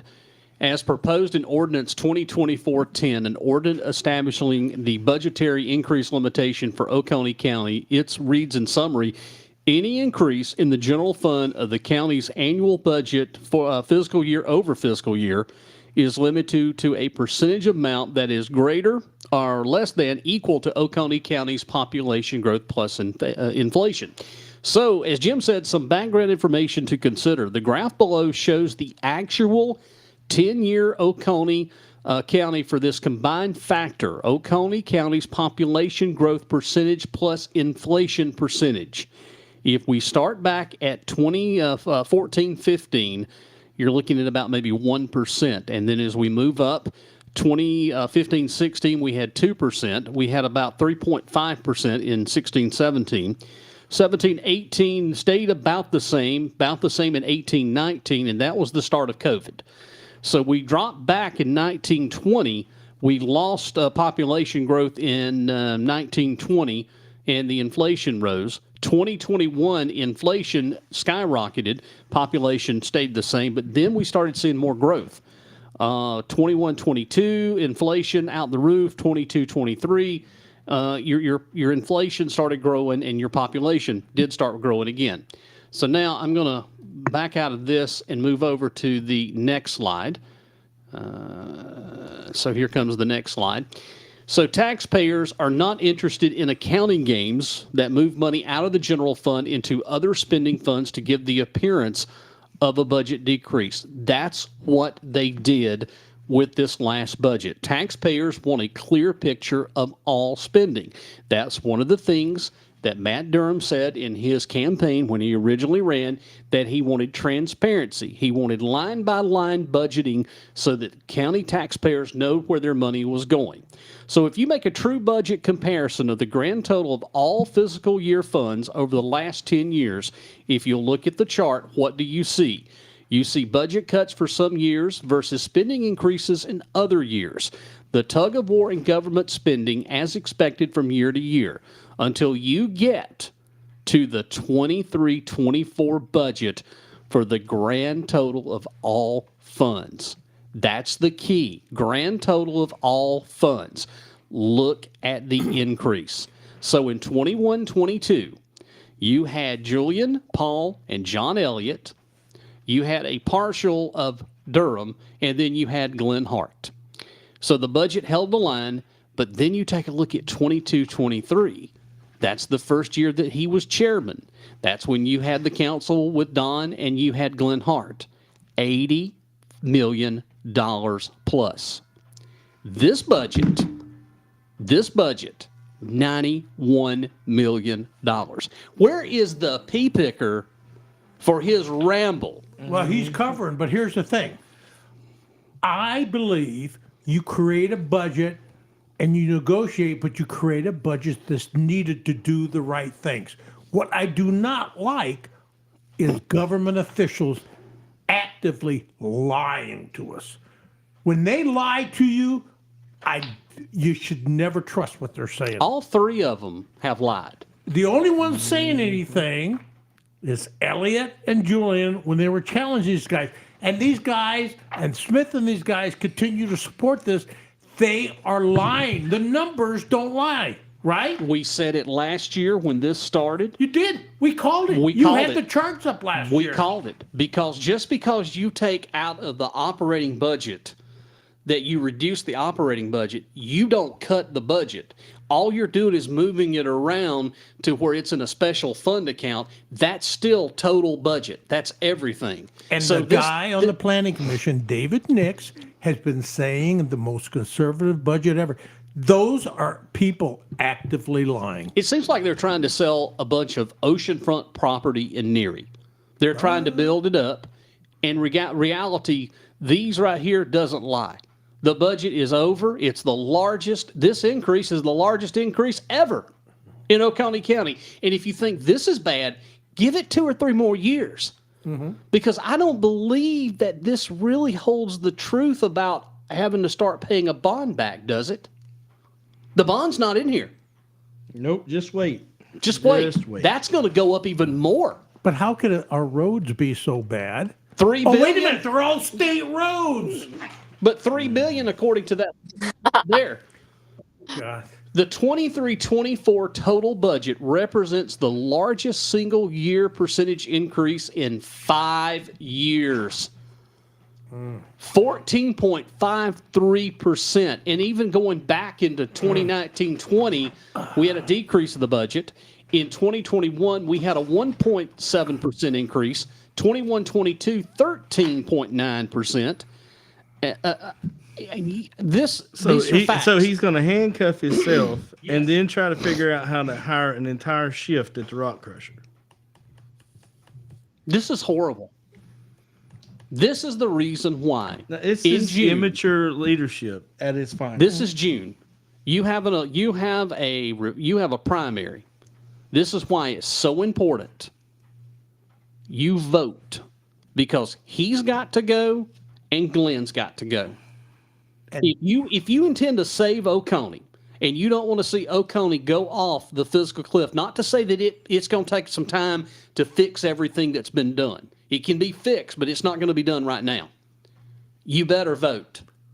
And you better vote Gwen and you better vote India, because if you don't and they still stay in there, Oconee's in trouble. And when they lose, keep your eyes on them through year end, because I believe they will do everything they can to damage the county. Oh, absolutely, absolutely. There'll be no valor and grace in them leaving. Yes, Candace, can you post those after a while? Yeah, they need to be posted. But anyway, you see it there. And this is pretty good. Jim Mann did his homework on this. This is really good. But yet, don't forget, Oconee is going hard left. I just, that blows me away. The thing about it is, when you're so far right like he is, far left is probably the middle. Well, I don't even think he... Is he right, or is he just outer space? He's wacky. He's a far right wackadoodle. Wacky Jackie. Yeah. All right, well, let's go back to county council meeting. We'll move on now to third reading. Here The it two comes. Ordinances, we just had a public hearing on, so I'm not going to read it all, but the first one is the fee in lieu of ordinance 2024-08. You can see it on your screen in front of you. So moved. Have a motion? Second. Any discussion? All in favor? We've heard no candy wrappers tonight. Well, I heard him earlier. We have ordinance I ran out. 2024-10, that's the budget growth restriction ordinance. Have a motion? I make a motion. Yep, I knew that. Second, any discussion? Yes, Mr. Chairman. Nope. This ordinance Stevie Wonder. is merely political. Yep. It's smoke and mirrors for the June primary. I will be voting no. Thank you, Mr. Chairman. Thank you, Mr. Elliott. Any other discussion? Some concern on any kind of budgetary when you're talking about population. There's a lot of things that don't take into effect under population. You're reliant on a system to tell you what the population is. It doesn't take into account secondary homes. It doesn't take into account tourism. It doesn't take into account student population. It doesn't take into account any kind of festivals or anything that go on around this area where the population increases for a certain period of time. During those times, especially during the summer, a lot of our officers are in specific places for specific needs that we have addressed as county. I'm going to stop it right there. Julian made a very good point. What happens on fall and Saturdays in Oconee County? Football games. Right. Football. Clemson University football. How What many- brings a lot of business to Oconee? And even though that Glenn Hart says they don't use the airport, which is a bogus lie, Clemson University uses that Oh, yeah, airport. that's a lie. That's a lie. But there is a big truce here. All these people that come in to watch football, they rent these places on the lake. They stay in our hotels. That ain't even including in any of that. Well, what about Jazz on the Alley? A lot of the people that come to that aren't from here. I would tell you probably, if I had to break it down, I'd say 60% people are here and the rest of them come from outside. 40% is Yeah, a big and number. that is a big number. And Yeah. they do come on Thursday nights. Yeah. You have people that do come from Greenville over to Seneca. They eat in our restaurants. They enjoy the jazz, or they enjoy the music that happens on Thursday night. So yeah, you're exactly right. You're not taking into any account of any events. Council with problems that we've had. Fall Creek being a perfect example of that, where we've had to park officers there to keep that area safe for not only our citizens, but also those that come into our area. He's right. That place, Fall Creek, is completely packed in the summer months, Friday, Saturday. And if you take a look at how many people are using that, these folks are from out of the county. You have a lot of people that come from North Carolina that drive down here to boat on Lake Kiwi in that upper part. Joe Cassie now is getting to be, last year, if you're local, you better get up here at 7 o'clock when the gates open if you plan on getting on Lake Joe Cassie, because on Friday, Saturday, and Sunday, you can't get in there because it's packed. I mean, it's packed, parking room, no parking at all. I mean, because people have found out about our lakes and they're coming in here and they're spending money. And bringing diseases. We're the only place that people from Greenville and Atlanta can get respite from the traffic and all the crap going on there. We have a lot of folks that come from Atlanta, that from Fulton County and Gwinnett and all those. We had it in the Planning Commission, the gentleman that moved here from Gwinnett that was explaining all of what's going on down there. So, yeah. The lake presents a very big opportunity for people to come see our county, but it also is very dangerous. We've spent a lot of money on equipment to make Oconee County safer. So we're more boats out there that are looking at the area. So my issue with anything, which this is not really, I mean, to me, a conservative budget needs to be passed as a conservative budget, not put on paper and say, hey, here's how we're going to do it.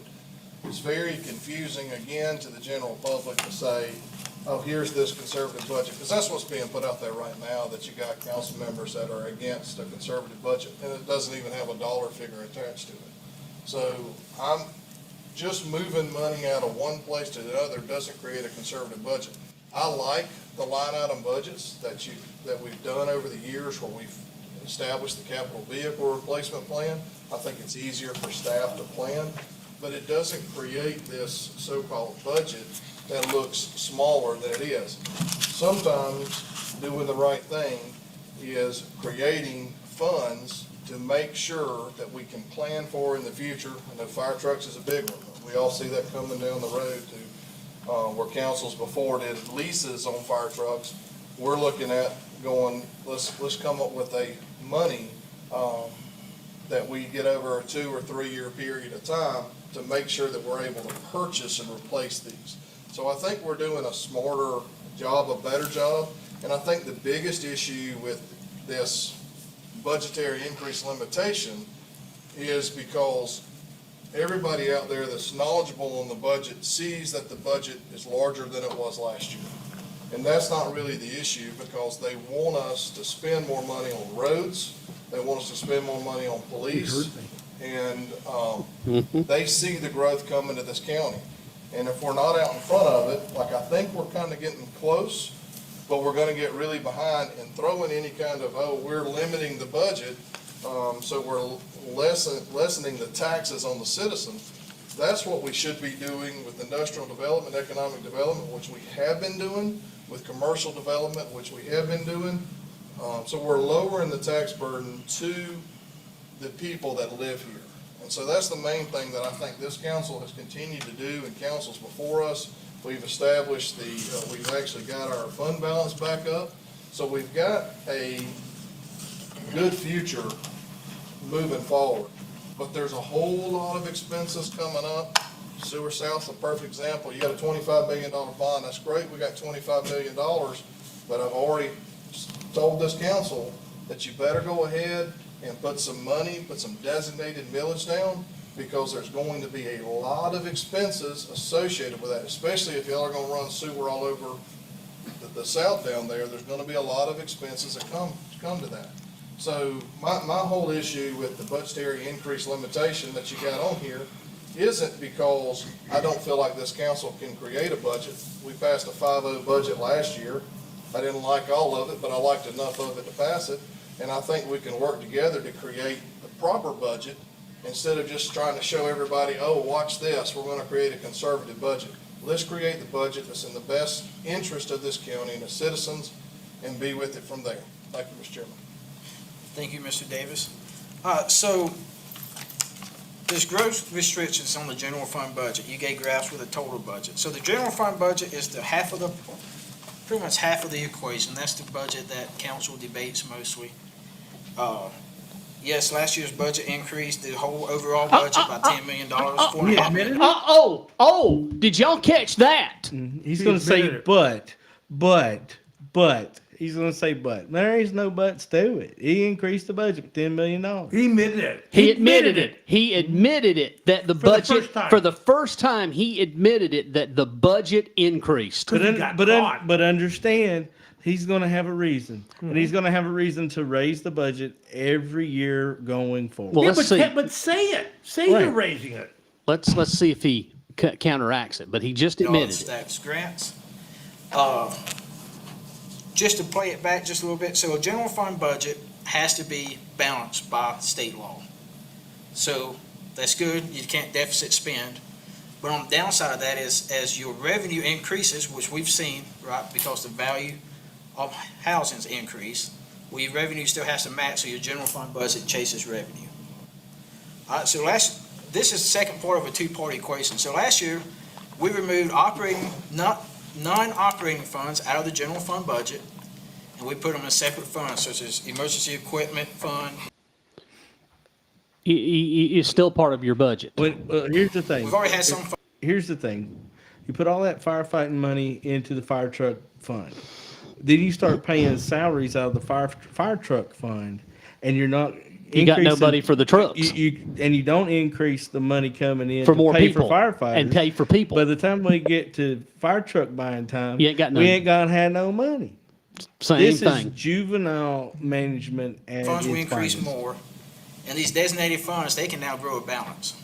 To whereas before, as we would get money in revenue, you would have to try to get what you could get that year, and it makes it very hard to plan. You don't know what you have. With now these other funds, you can designate millage, and they're allowed to hold a balance, so you can plan for future fire trucks, solid waste equipment, items like that. So now once we have non-operating expenses out of the operating budget, it would keep going the way we are as the value of the mill keeps rising, then you're gonna chase it again.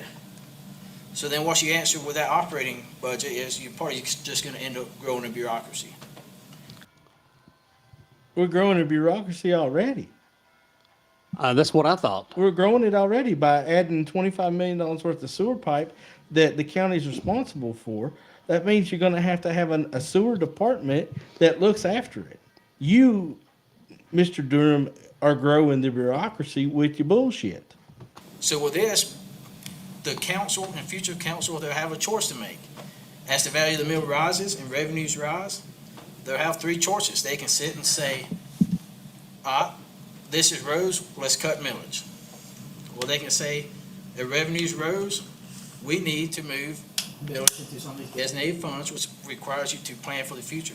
Mr. Davis mentioned about designating millage for sewer repairs. I think that's a great idea.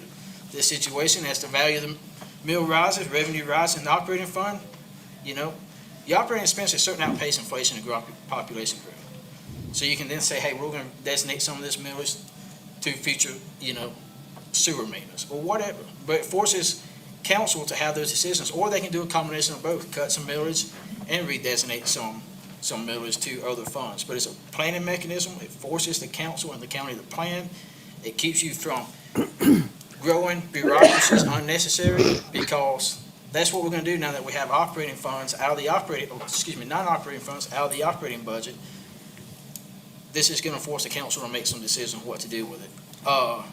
Also, if you have an emergency or if you have other needs, or if the council designates something, hey, we need to do something special this year, there's provisions in there, and pretty much about anything's covered, and it just takes one more vote from a council member, one more council member supermajority.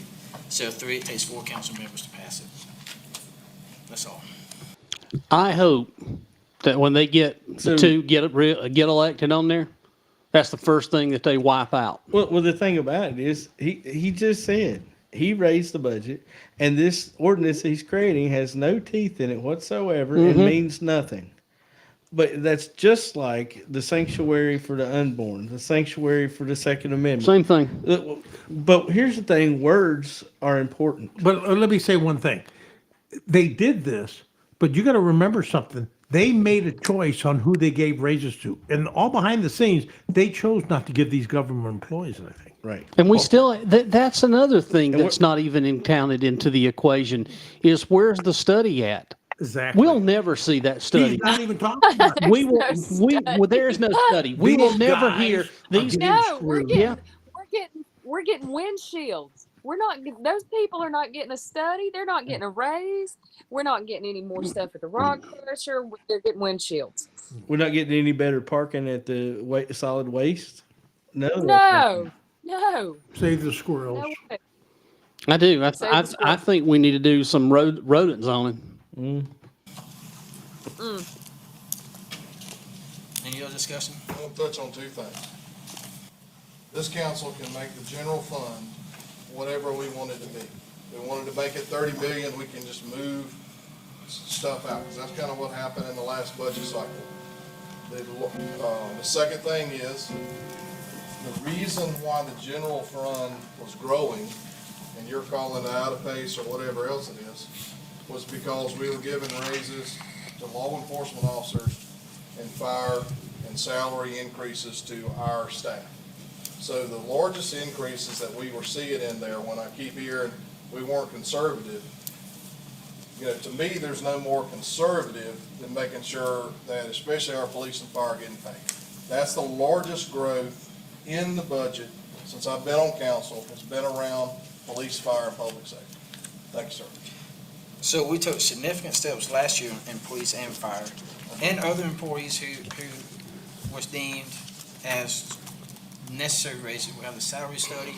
Once we get salary set at that point, we can bring employees to what they need for a competitive raise so the citizens can have the services delivered to them they need. But you can't do it if you handicap yourself. Right. Let's tie our hand behind our back. Let's just go ahead and give the handcuffs to the county employees now, because they're the ones that are getting bent over with nothing. Because that is not logical. There's no way that what you're trying to propose, there is no way that you can fund, because we all collectively know here on this broadcast, we collectively know what's about to happen. They're going to come back with an astronomical number to bring these employees to fair market value, and we know that there's no money. So then they're going to be told, well, hey, we appreciate your work, kiss you in the mouth, but we'll give you something sooner or later, and they're not going to get anything.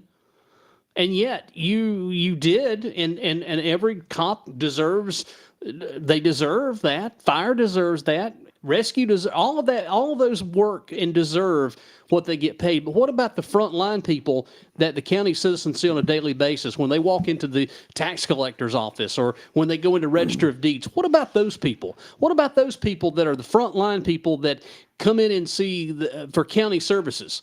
They're not getting raised. I'm telling you, this makes no sense. And a person that has common sense knows that in order to fund something, you better have money. Well, here's the thing. this is the cheapest place that I've ever had to pay property taxes. And I think Cathy and I were having a discussion, and she said her taxes haven't increased in quite a few years, right, Cathy? Yeah, not very much. Just barely. So I mean, in the we've lived here, so right, so there's I mean, not been significant increases in taxes in many years in Oconee County, and in 8 years but the growth that we've lived here. is there's plenty of growth. There's plenty of all kind of stuff happening, but they're not increasing the taxes to adequately perform the services of the citizens. And now they're going to hamstring themselves again.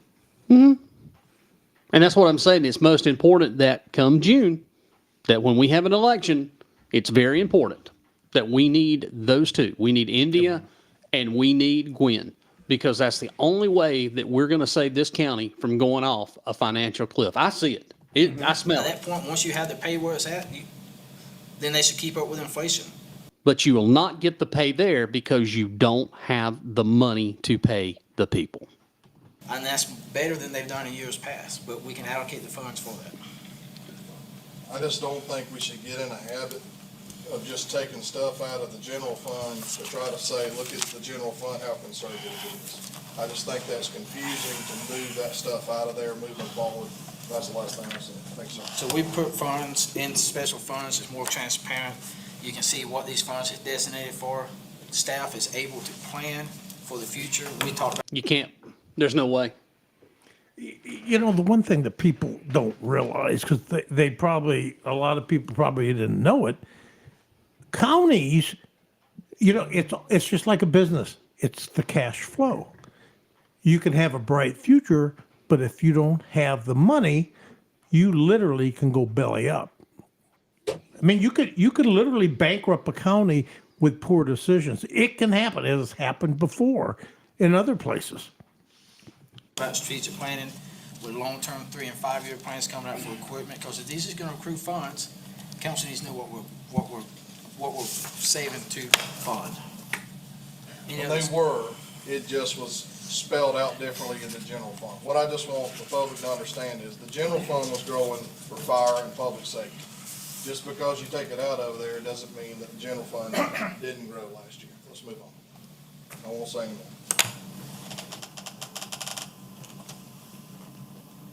All in favor?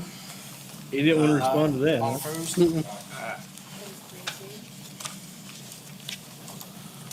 Well, there you go. You're not surprised. I'm ready for junkyard ordinances next.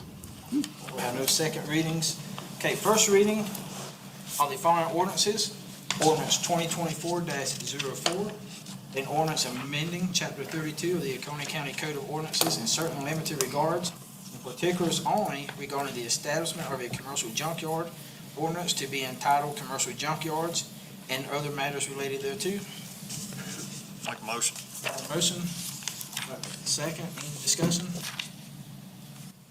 I would, Chairman, I'd like to thank Mike Johnson for coming up and speaking for this junkyard ordinance. I know there's been a lot of back and forth on Oh, it. come on. I think we've got a document Come on. that we can, I'll say, start with. I'm sure later on, there's gonna be probably amendments that will have to come to it. But with what's in it now, I read it pretty thoroughly today. It looks good to me for right now. And, I'd say let's. He move read it forward. pretty thoroughly? Mr. Chairman. Shouldn't be any typos on it in 4 years. Wait a minute. This He's recusing himself. originated as a Right? vendetta, Hart. and it was to the point that the vendetta, that the planning commission had to go to the ethics, take classes on ethics. So I'll just be recusing myself because I know how this thing started. Well, I don't understand. I missed it. Let me go back a little bit, but he is recusing himself. 04, an ordinance amending Chapter 32 of the Oconee County Code of Ordinances in certain limited regards, in particulars only regarding the establishment of a commercial junkyard, ordinance to be entitled Commercial Junkyards, and other matters related thereto. Make a motion.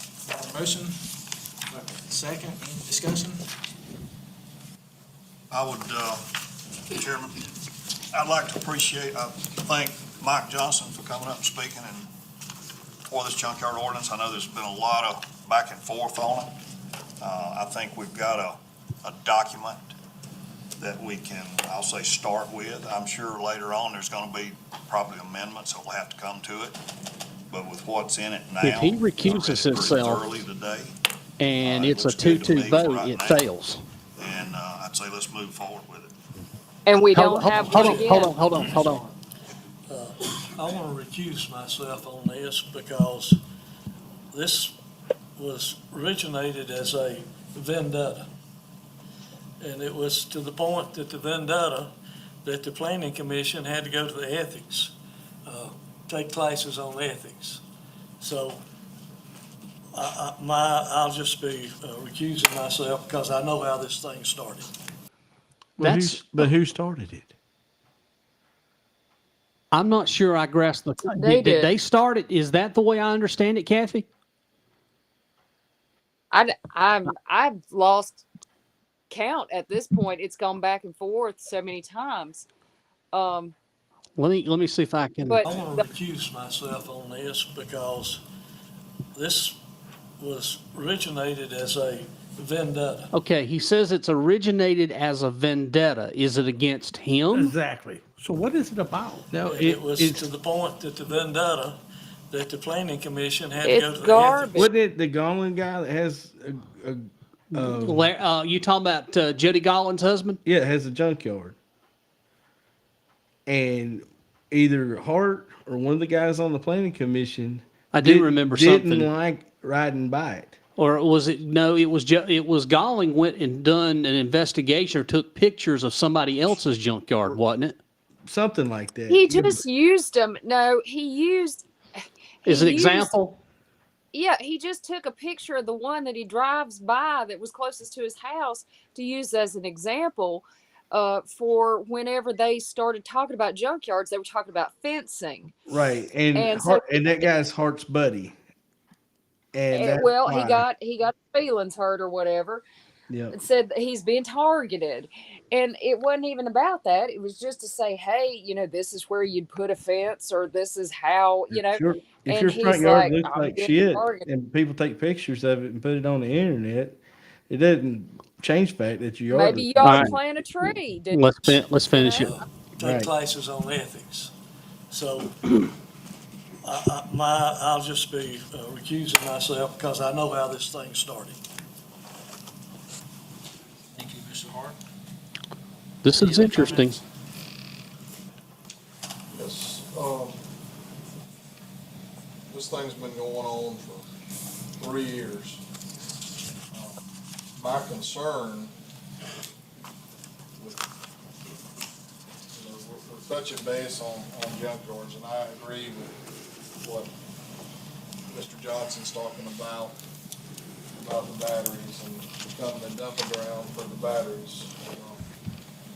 And I'm hoping that state and federal government will create some proper legislation, even though I do feel like the council and the county is gonna have to create that to make sure that counties all across the state don't become the dumping ground for that.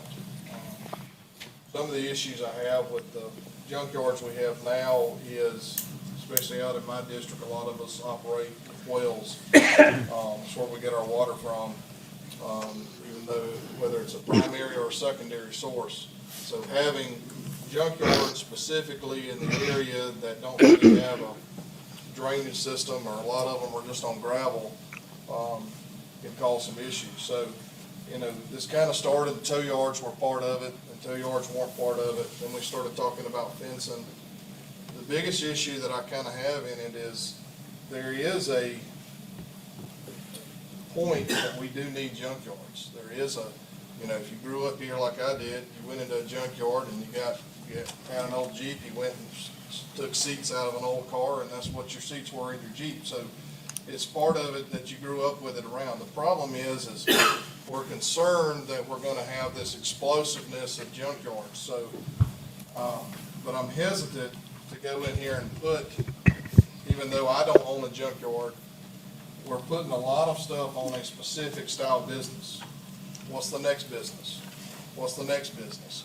So council needs to be very careful as we're moving this. There was talks about it not having clause for grandfathered in and making people put up fences.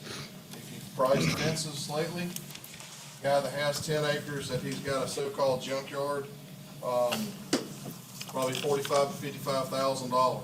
See, that's been removed.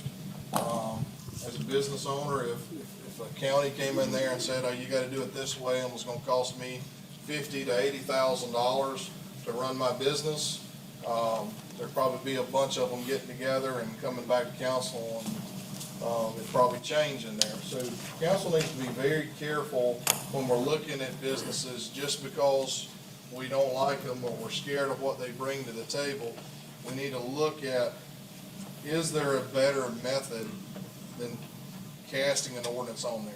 Again, I've listened to a lot of the meetings with there. It's been 3 years. I don't think it's perfect. To me, I plan to probably vote in favor of it tonight, just so we can see moving forward and have some discussion moving forward. And I think that's good for council to get a chance to kind of go through this. I don't want it to fail just because somebody spent 3 years on it. I don't know how many hours planning commission spent on it. But I don't think council should fail it tonight, period. So it'll give us some opportunity to have some discussion. Thank you, Mr. Chairman. Thank you, Mr. Davis. Any other discussion? So I'm generally anti-regulation, but I understand that some regulation needs to be had. It's a much better product than what we've had. I don't want to say I'm going to pass something because it took 3 years. I also, I'm going to say I'm not going to pass something because it took so long. I appreciate all the work that went into it. I intend to vote on it first reading, and then I'll put the information out there to people who subscribe to my newsletter and stuff and get information back, feedback. So I reserve the right to maybe vote against or maybe suggest some possible amendments if the public reaches out to me. And they tend to let you know what they think. That's all. Mr. Chairman, I will not recuse myself for the next vote, but I'm doing this as a protest. Okay, wait a minute. Hold up a minute. Hold up a minute. If he Manipulate. if he recuses himself from a vote, and he's on record recusing himself, Don't say it out loud because he'll watch this. Cathy, you already know what I'm thinking. Yeah, don't say he watched this stuff. Don't give him no ideas. Yeah. This poor guy is reading from some script.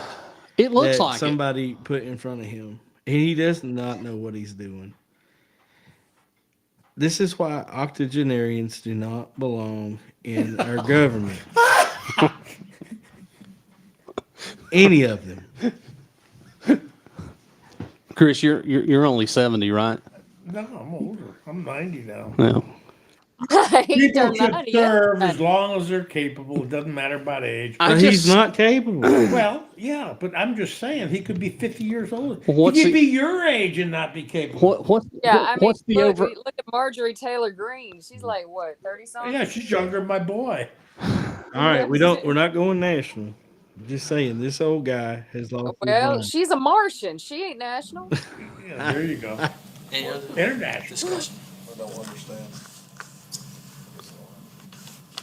Well, I'm not gonna vote for it today, but two more weeks from now, I may vote for it. He can't. If he recuses He does himself, not know what he's doing. if he recuses himself from the vote, he can't come back and vote. So he's off on the whole thing. He just made that he's recusing himself from the vote, So that which means he means can't vote on anything of it. that's right, because it has to go through 3 readings. Now, if I'm wrong, somebody correct me, but I think I'm right. If he's recusing himself from a vote in the first reading, he can't come back and vote second and third reading. But there's a reason why he's doing that. But he said he's recusing himself. That means he can't come back and vote. No takesies, backsies. I don't believe there's Here's the anything. thing. They're wanting to go get with their buddies so they can be told what to do. Right. Yeah, absolutely. He's right. He's got a script that says don't vote, and he don't know why. The bat phone went off. we're- The bat phone went off and it said, "Don't vote on this." y'all." We're going to find out. I'm going to find out what is the rule there on that. If he recused himself, Can he vote for the next one? I don't think he can. Does that Oh, make you God. understand that? It does, and I think part of your issue is part of my issue is identifying the junkyard. You know, 'cause all of a sudden, we're gonna say, well, we're gonna identify this as a commercial junkyard, and then it becomes somebody's house or projects or somebody that collects cars. So I think Papaw's some of your done. concern is some of my concern as well, especially in my district. We're going after somebody's got too many trailers in their yard now. And then my other question is, we got so many other things out here that we don't even have the manpower to inspect them now. So now we're gonna put something new on and say we're gonna go after it. So, I think some of your concerns are some of my concerns as well, is why I was asking you to explain what you were saying. You hit the nail on the head because it started out as a residential junkyard, now it's moved to a commercial junkyard. One thing, They're a I would residential appreciate if I were junkyard? looking for the next No, one. that's just you got a pile of shit in your yard. Is, if it Yeah, that's changes just hands, your that's a trigger nasty. point. That's just Or your if it nasty changes tap hands, out if and clean your somebody yard. passes away, their children inherit their legitimate business. Hey, Jewel, somebody go take a picture. Can we all get together? And can we all get together and let me take y'all on a trip? Because I want to take y'all down to a council member's house. I want y'all to see. I know why he's wanting to. I know exactly where this is heading now. Hey, we got another listener just popped up. Mickey Haney's watching. Is he? Mickey is? Yeah. Yeah. Hey, let's say hi.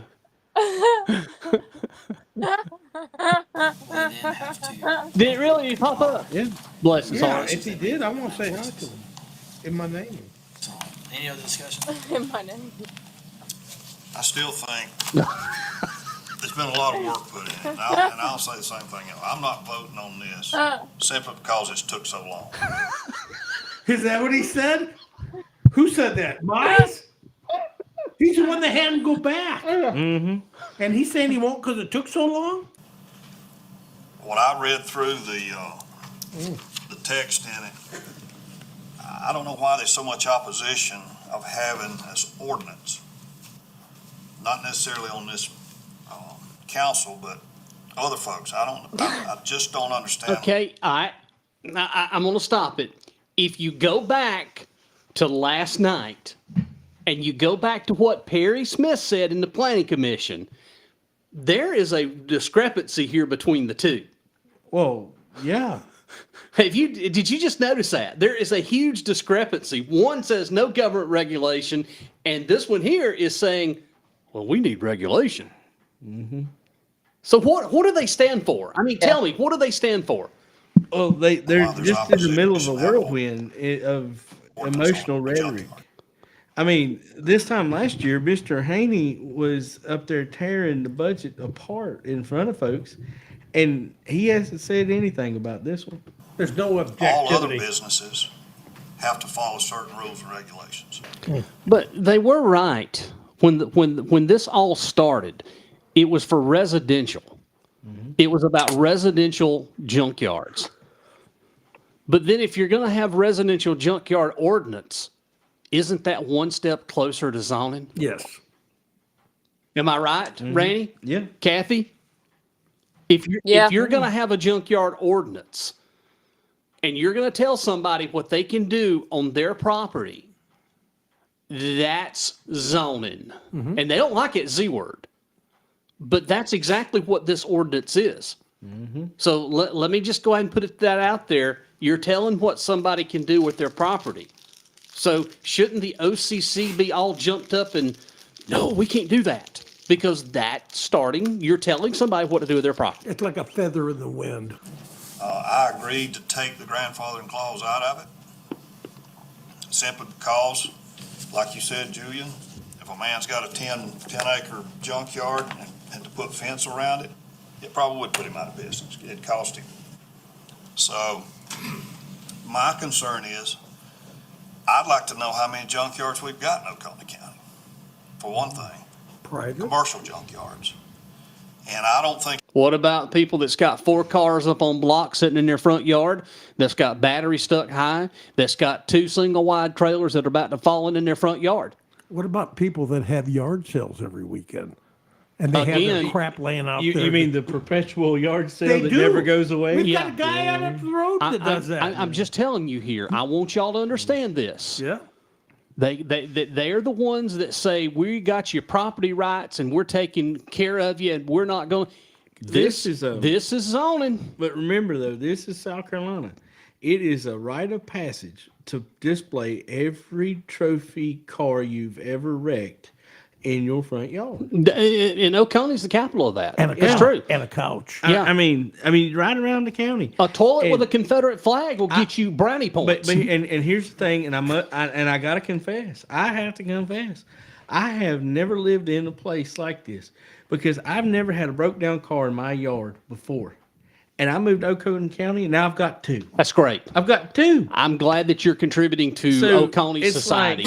How did that happen? See, this zoning. It's a cultural experience. This zoning right here is going to affect you because you're going to have to put fence up around your place. It's a cultural experience to come here and put a broken car in your yard. What about indoor furniture always being outside? I mean, how do you sit in it, when it's been rained on? But Again, now, my point of this whole conversation, You're and I know right, that I'm Jeff. making light of it. If you're going to pass this I just want junkyard y'all ordinance, to know that those poor kids are asleep. they are. Okay, look at them. They are getting a history lesson. Died of starvation. Look at They should be able to get some extra points by showing up to this tonight. But again, They ought not have to go to school anymore. I love Richard Belmore's comment. He says, quote, "Hey, wait, how about making Perry Smith the official junkyard dog? It's a shoe-in." But I'm serious. When you pass this, this is your first step to zoning.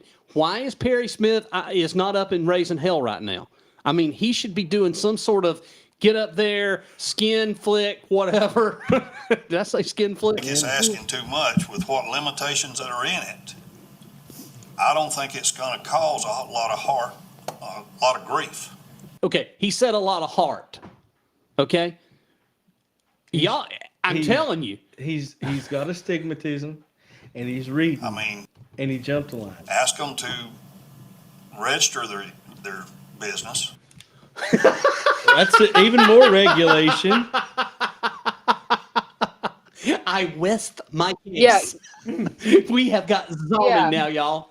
They have started the first line of Oconee conservative zoning. If anyone thought the OCC was actually conservative and not, they are just using a conservative front But to do this left they're right, though. They're right. Here's the thing, though. He's right on this. He's right on this.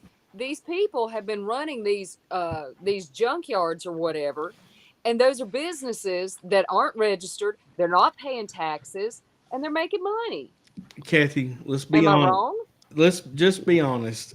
He does not like driving past the junkyard on his way to his mansion at the gated golf course. He doesn't like seeing it, and he wants it gone. That's elitism. Well, now, if you want to think about this, there is a bunch of junk right across from Borg Warner where they're holding all the fiber, Electricom, and then you've got the business behind it, which is Bobcat. Yeah, I mean, they finally got that one on 130 by that dollar store cleaned up, so it's looking pretty nice. Are you talking about down on the old Clemson Highway? There's yeah. one on the old Clemson Highway that they're cleaning up. I'm talking about the one there on 130 up from the Wells Fargo that closed.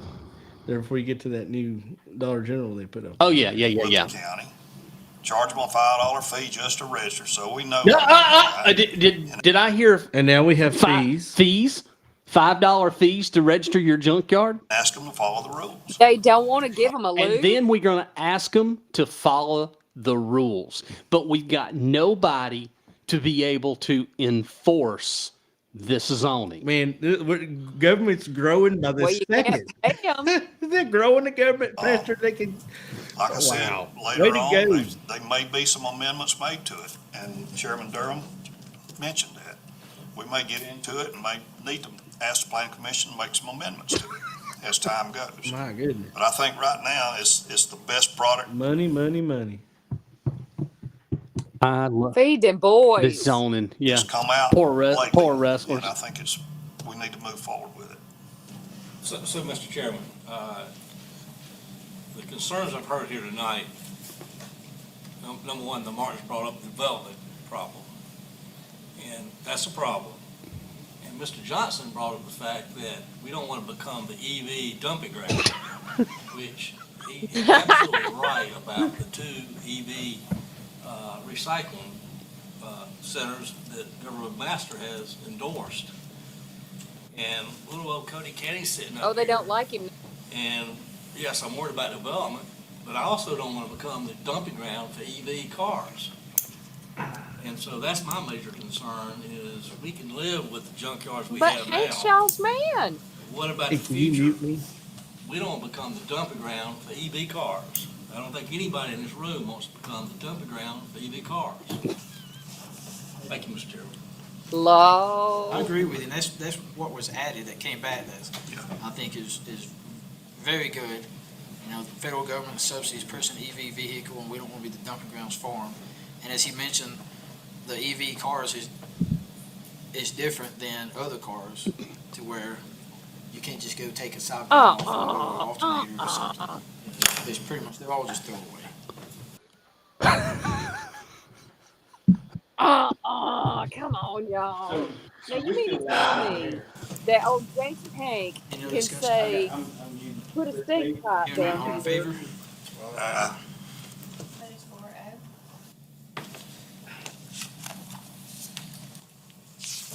Let's see here, where was we? An ordinance 2024-09, ordinance authorizing the conveyance of easement rights to Oconee Joint Regional Sewer Authority for the purpose of sewer infrastructure, construction, and maintenance at the Seneca Rail Park and other matters related thereto. Motion approved. Second. What does it get? Any discussion? None, all in favor? 5-0. Are they gonna vote on this thing? They did.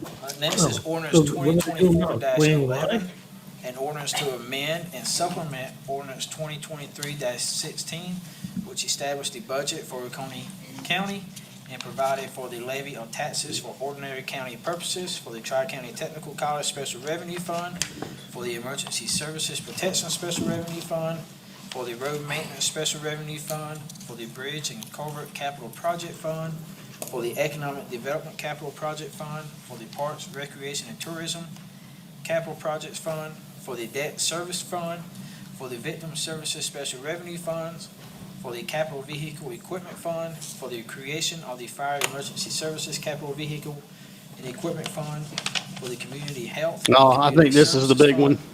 And the You know, General guys, we broke a Capital record. Fund This is the longest show we've ever County had. for the fiscal year I can beginning feel it, July my 1, blood is 2023, and ending June We'll take you a 30, break, Rannie. 2024, in order to effect supplemental appropriations and other matters. Are we on the air? Mhm. Motion, have a second? Second, any discussion? I do want to say this, so we brought up that last year's budget wouldn't have met the restrictions. It absolutely worded in this budget amendment also meets and falls within those restrictions amounts. That's all. All in favor?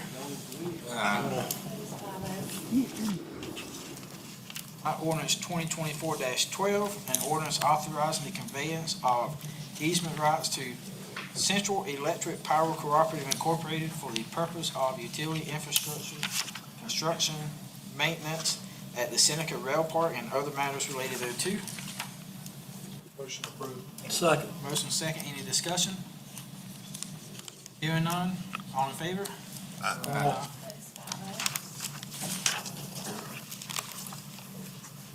First and final reading of the following resolutions. Resolution 2024-02, A resolution appointing and commissioning the following persons: Kirkland Martin, Susan Dobson, Jacob Dodd, Michael LaPetrie, Brock Seiler, Tim Matheson, Zach Fico, Jose Carrera, Mike Ozello, and Alec Merlo as code enforcement officers, park rangers for the proper security, general welfare, and convenience of Oconee County and other matters related thereto. Motion approved. Second. First and second, any discussion? Hearing none, all in favor? Resolution 2024-03, a resolution appointing and commissioning Jarrett Burdette as a code enforcement officer for the proper security, general welfare, and convenience of Oconee County and other matters related thereto. Motion. Second. Motion and a second, any discussion? Hearing none, all in favor? All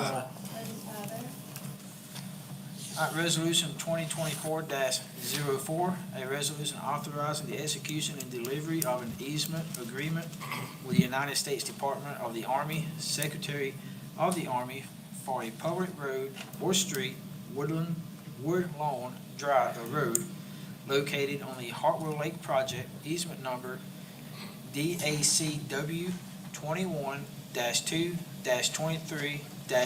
21-2-23-0063. Make a motion. Second. Any discussion? Yes. Ms. Brock, how much right of way have we got through the government? I mean, is it a 50-foot right of way or what? Or the easement, I don't believe I can answer that accurately. Well, I mean, it may just Here be, It looks like 33 from center, so 63. I think 35. center to center, I mean, The exhibit shows 70 33, foot. the document says 35. Yeah, just 70 feet.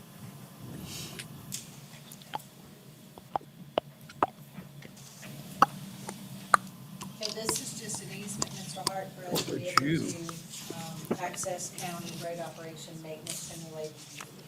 does that We not, currently have an easement agreement that is set to expire. it also connects to the sewer line too, doesn't it? I cannot answer that. Well, we got a right of way from the Gower brothers to go up their property line to maintain the sewer line. That's not for- a county easement, so Well- there may be an existing easement for sewer access, but it's not. That's something that we had to do to get the sewer. Yes, sir. And that would tie in, and that goes up and joins the road, it goes through the Gower property to that. So the Gowder property easement is in the name of the OJRSA. We did assist with that, of course, but this will be specific for county road maintenance and access. That's it. Okay. Well, it has to be done in Fairplay somewhere. Any other discussion? Hearing none, all in favor?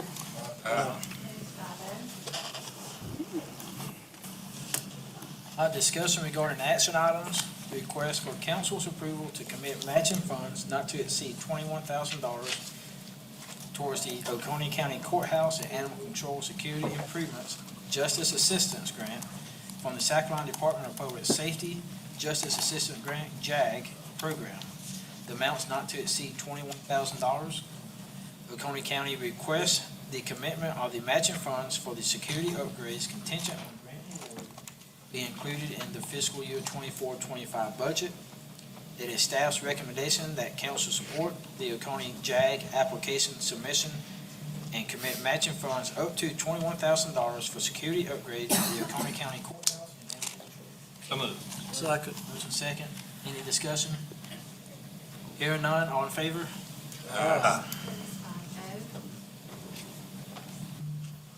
I request for council approval for the submission of the fiscal year 25, did I skip one?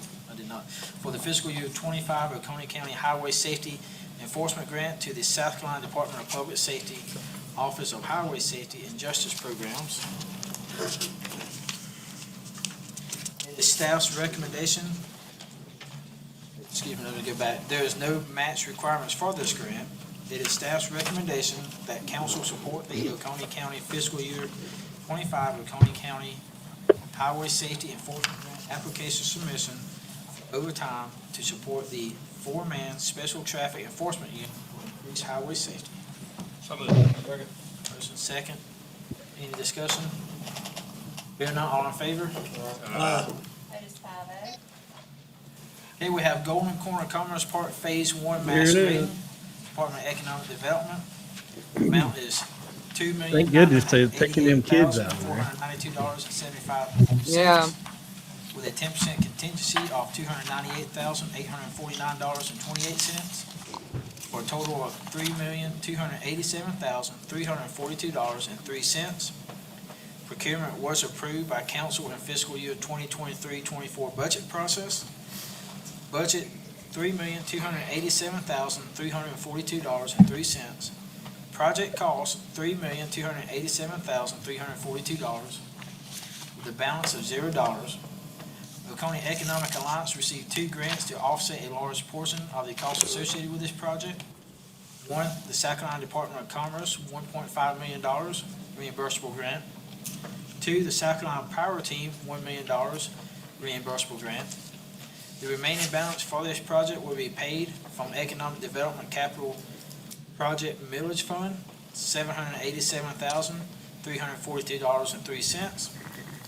It is staff's recommendation that council, 1, approve Phase 1 mass grading project at Golden Corner Commerce Park to Contractor Services of Kershaw LLC of Kershaw, South Carolina, in the amount of $2,988,492.75.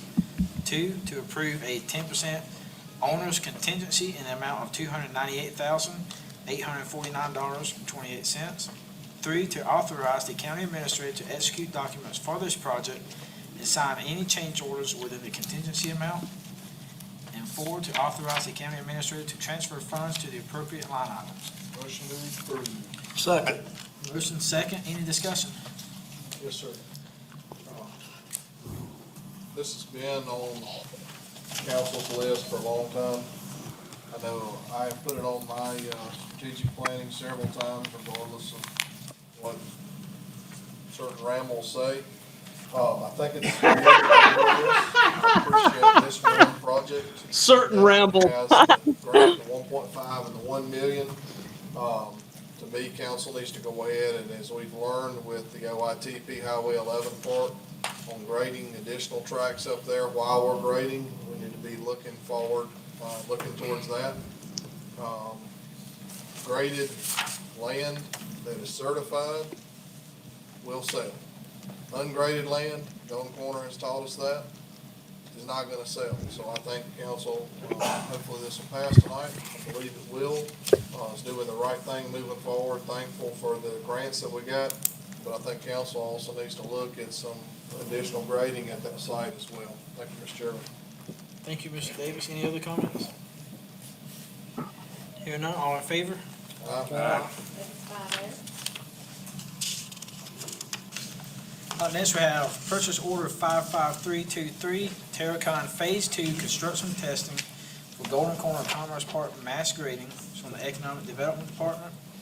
Amount Phase 1, $33,998. Phase 2, $39,573.24. Total, $73,571.24. Procurement was approved by council in fiscal year 23-24 budget process. Budget, $73,571.24. Project cost, $73,571.24. The balance of $0. It is staff's recommendation that council, 1, approve Phase 2 mass grading observations for Golden Corner Commerce Park to Terracon Consultants of Greenville, South Carolina, in the amount of $39,573.24. For a total purchase order amount of $73,571.24, to authorize the county administrator to transfer funds to the appropriate line items. Motion to approve. Motion, Second. second. Any discussion? All in favor? Aye. That is 5-0. On this, we have a PRT Commission Local A tax recommendation for spring 2024 cycle. That's $73,520. Beginning local A tax balance, $518,065. If all grants projects approved, the new balance will be $444,545. It is staff's recommendation that council approve the local aid tax recommendations per the attached spreadsheet. Motion. So every time they add additional funds to these departments, All in favor? the budget that was passed continues to increase. Then next we have council committee reports. Transportation Committee, Mr. Hart. Oh, boy. On February the 20th, 2014, approximately 4:40, we started the Transportation Committee meeting. 2 roads were presented for consideration of acceptance in the county maintenance. McAllister Road in West Union and Rosedale Way in Seneca. It was recommended that Mr. Lemons of the subdivision requesting acceptance of McAllister Road in the county maintenance obtain a as-built survey before the road could be accepted. An as-built survey has to do with the alignment, the topography, and the elevations or the grade of the road. And there's certain criteria that has to pass before that road can be accepted. Rosedale, in Rosedale Way, it's private road 4313 was approved to come before the full council for acceptance. So I'm bringing it up that the committee wants to have it accepted, and I need a motion to accept this road. I'll make the motion. Second. Does the council know anything about We it? have not listed that. Generally, we list it on the Okay. agenda. We'll If there's bring an urgent thing. We'll bring it back for, is it urgent? What? Is it like an emergency where we need to No, accept it this no, morning? no. We'll place it on the next agenda. These people are buffoons. Okay, the next Transportation Committee meeting is scheduled for Tuesday, May the 21st, Of 2030? 2024, beginning at 4:30. Thank you. Thank you, Mr. Hart. Next, we have law enforcement, public safety, health, and welfare, Mr. Miles. Yes, on February the 20th, 2024, we, Law Enforcement, Public Safety, Health, and Welfare Committee meeting. Updates were provided by Sheriff Crenshaw and Solid Waste Director Swain Steele. Sheriff Crenshaw provided information related to the officer's safety and possible purchase of new equipment. He gave us some pretty eye-opening prison and crime statistics across the state and within the county, as well as an update on Officer Watts. And he has some good news about Officer Watts. He is and continues to improve. And Swain Steele provided updates related to Solid Waste Department, where he highlighted the tonnage numbers that were coming into the landfill and noted the aging equipment. And I know we've already had some dialogue tonight about the landfill and the equipment purchases and what they're going through. So that these two things will be addressed during the budgetary season. Is everything falling apart in Oconee County? Sounds to me like it's time to spend some money. and fix So some things. now we have landfill problems, we have solid waste problems, we have rock crusher. Yeah, Richard, you're right. Old Lord, bend over and cough. Yeah. Yep. Wow. All right. I think that in the next 5 years, we're going to see historic tax increases in the county, and it's going to be because of these 5 people. Trying to improve those folks' working Well, conditions. 3 at least. Next Law Enforcement, Public Safety, Health and Welfare Committee meeting is scheduled for Tuesday, May the 21st, 2024. But he said the sheriff brought a lot of concerns about aging equipment and money they need. Board and They need. commission appointments for the Agricultural Advisory Board, District 4, has one open seat, there's no questionnaires on file. Did any come in last minute? Okay, next we have Aeronautics Commission, District 3 seat, 2 questionnaires on file for this seat. Yes, sir, Mr. Chairman. I'd like to nominate Mr. James, I think he goes by Martin Armfield. Had a discussion with him today. He's a pilot. He has a plane over at the Oconee Airport. He spends a great deal of his time over there. And I talked with him Pause and this I also talked with the, Hey, can you pause it, Kathy? Yeah, go ahead, Kathy. We have an aerostructures manufacturing plant. Why don't they toddle on over there and get somebody from that place to be on the Aeronautics Commission? I mean, just a thought. We have 2 places here that manufacture parts for planes. I don't know why they wouldn't think about getting somebody from one of those places to serve on that board. Just thought. Just thought. what's his name? Jeff Garrison, and he recommended him. I feel like he'd be a good fit for this commission. Let's see. You made the nomination, all in favor? Aye. Next, we need a motion to enter executive session for 3 items. 1, discussion regarding an economic development matter, Project Turn.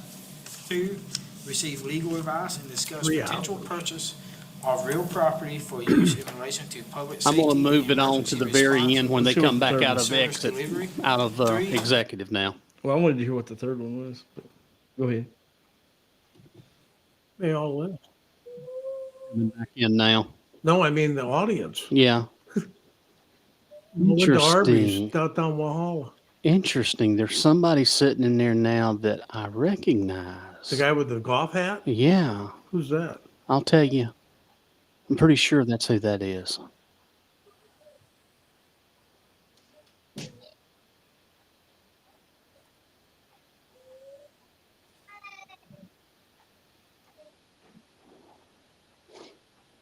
exited executive session. Motion. Second. Motion second, all in favor? Mr. Root? Yes, Mr. Chairman, we do need 2 motions coming out of executive session. First relates to item number 2, receive legal advice and discuss potential purchase of real property for use in relation to public safety and emergency response service delivery. Need a motion to move forward with negotiations to include due diligence for the acquisition of an emergency response station. Make a motion. Motion second, all in favor? Thank you, Mr. Chairman. The final matter is number 3, council discussion of a contractual matter related to law enforcement safety equipment. Need a motion to approve the purchase and installation of ballistic glass and armored door panels from Dana Safety Supply of Greensboro, South Carolina, in the amount of $430,000, $430,950. I've never dealt with numbers that big. I don't do the budget. Did these guys ever round anything? $430,950.55. Make a motion. Motion second, any discussion? All in favor? We can have another vote as an ancillary part of that motion, a motion to authorize the county administrator to execute all documents related to that purchase. Motion second, all in favor? That's Need a motion to adjourn. All right, folks, that's it. Who is that sitting there in executive? I'll in tell the you all. audience? I'll tell you off air. So So we're gonna say goodnight? I got just like 2 or 3 things I want to say before we leave. And I know you had something, didn't you, Chris? Yeah, not much. I don't think anybody's listening anymore. Yeah, we still got a bunch. We got Okay, people go still- ahead. Go ahead. So, the OCC put out a big thing about Gwen McPhail and how she took government money because she's an elitist farmer. But which she came back and she said a whole lot of stuff about how $600,000 over 20 years split up by 4 people comes out to about $5,000 a year. So it's really not like they're living off of that. But the second thing, That buys 2 cows, by the way, for people Right. who don't know anything about it. Yeah. 2. well, the easements on Gwen's pay, the surveys on her easements were paid in full. And those surveys were done by Glenn Hart. Really? So Glenn Hart actually made money off of the government Oh my God. to get these easements settled. He's taking money from the government to create the conservation easements in the county. Don't surprise. So one, they don't like it, but two, I bet you that Mr. Hart really enjoyed getting that money. They all take it. It's just they want, that's just their talking point. Right? Yeah, they love government money. Yeah, they get in that trough. And you know, Yum. but the biggest thing is like when old Steve Black and Perry and David Nix get going about, you know, the folks that are disabled veterans that are on the government dole. You know, I just want to let them know that that recruiting office was open to everybody. Any one of them could have went in there. I know that Mickey and David Nix went for a period of time. They chose a different route, so they didn't get a retirement. Mhm. But you know, for Mr. Black and the rest of them just running their mouth, they had the same opportunity as I did. And so it's too bad, too sad. Yeah. My pension, my investments, everything. So are you done, Randy? Yeah, well, yeah, I got this one more thing, but Okay. Go ahead. Go ahead. No, this is the end. Okay, I'm gonna do so this guys, I at want to the say something real quick. I'll post this week on the executive summary comp plan. I'm just going to go through this really quick. This is what people want. This is what came back in the surveys. Transportation, improved maintenance of existing road system. This is what the planning commission should be talking about. Bicycle and pedestrian infrastructure incorporating expanded to our transportation. Think of that. What are we talking about in Walhalla? Housing, affordable and attainable. Reduce housing and property blight. Natural resources, protect lakes, mountains, and natural beauty. These are citizens, okay? Ordered growth and buffers around these areas. Preserve rural view. Plan for the future. Managing growth and protection for agricultural, commercial, community, and residential development. Tourism, promote tourism. Expand and maintain parks and recreational sites. Manage sprawl, develop design standards and incentives to encourage. That's in the executive summary of what people are asking. The last thing is, and this is really quick, and this is what the goals and objectives, et cetera, are that people have told that they wanted. Establish an efficient, equitable, mutually compatible distribution of land uses that complements Oconee County's traditional rural lifestyle, yet supports sustainable economic development, protects the environment, manages future growth and changes. Encourage development in a way that protects and preserves the county's natural resources. Utilize, everybody listen up, utilize the zoning process to enhance development. This is in the comp plan. This is what these guys don't want to talk about because this is what they want. Protect agricultural land through preservation and land use strategies designed to mitigate higher density residential and commercial development of rural farmlands. Well, guess what's happening in Fairplay? And expand and promote opportunities for recreation access to natural resources and green spaces. That's it. Cathy? Yeah, there's a lot. I think we could get to the rest of it Sunday, but yeah, those poor kids on the back row. Bless their hearts. Lots of contradicting themselves. You know, they love the governor when it comes to sewer. Now they're ready to throw him under the bus over EV vehicles. You know, I'm mind blown. Lots of stuff there. I wonder if we've got a showdown brewing between the governor and Oconee County. Oh, I hope. I mean, yeah, they loved him until, you know, it comes to these well, I don't car battery. I don't think Matt likes the governor because the governor did sign his suspension order. I didn't know that. Did he really? Yeah, but they lifted it. Ooh, what do you, I forgot. Yeah. He doesn't like Alan Wilson, I don't think either.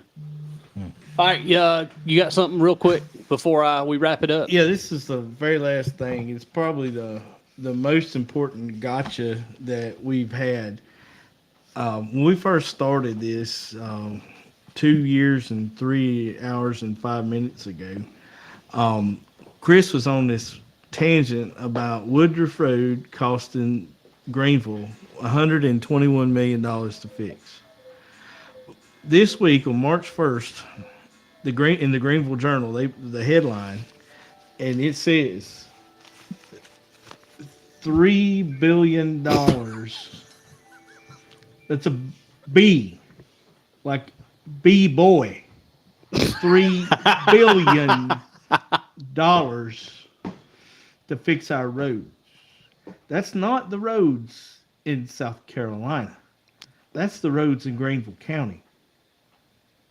Now, Greenville County Council is faced with a $3 billion problem because their planning commission couldn't get their head out of their ass when they were growing. They've outgrown themselves, and now they're having to fix it. So before Oconee County and my disability having ass is on the hook to pay $3 billion to fix the roads in Oconee County, how about that planning commission get its head out of its ass? You know, the best part of the South is when you say that, it's so much more effective. Out of their ass. I like that. We've said it. We've talked about it for over a couple of years. It's going to get much worse. These guys are kicking it down the road.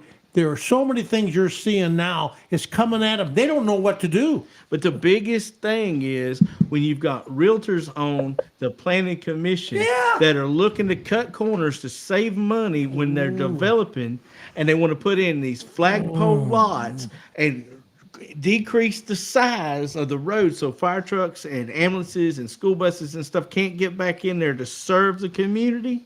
We're going to have all kind of problems, and in 15 years we're going to have to put roads in where the developers should have put the roads in the damn first place. You watch, that's coming up. But they don't make more money doing that, do they? Do they? I'm sure they're maximizing profit. Oh, okay. All right. Well, at the end of the day, we realized tonight that zoning has started because the junkyard ordinance is exactly what they've been preaching that they didn't want, telling people what they can do with their property and what they can't do with their property. But as a field trip, I really would like for the four of us, and I'll drive, I want us to get and take a ride in Oconee County.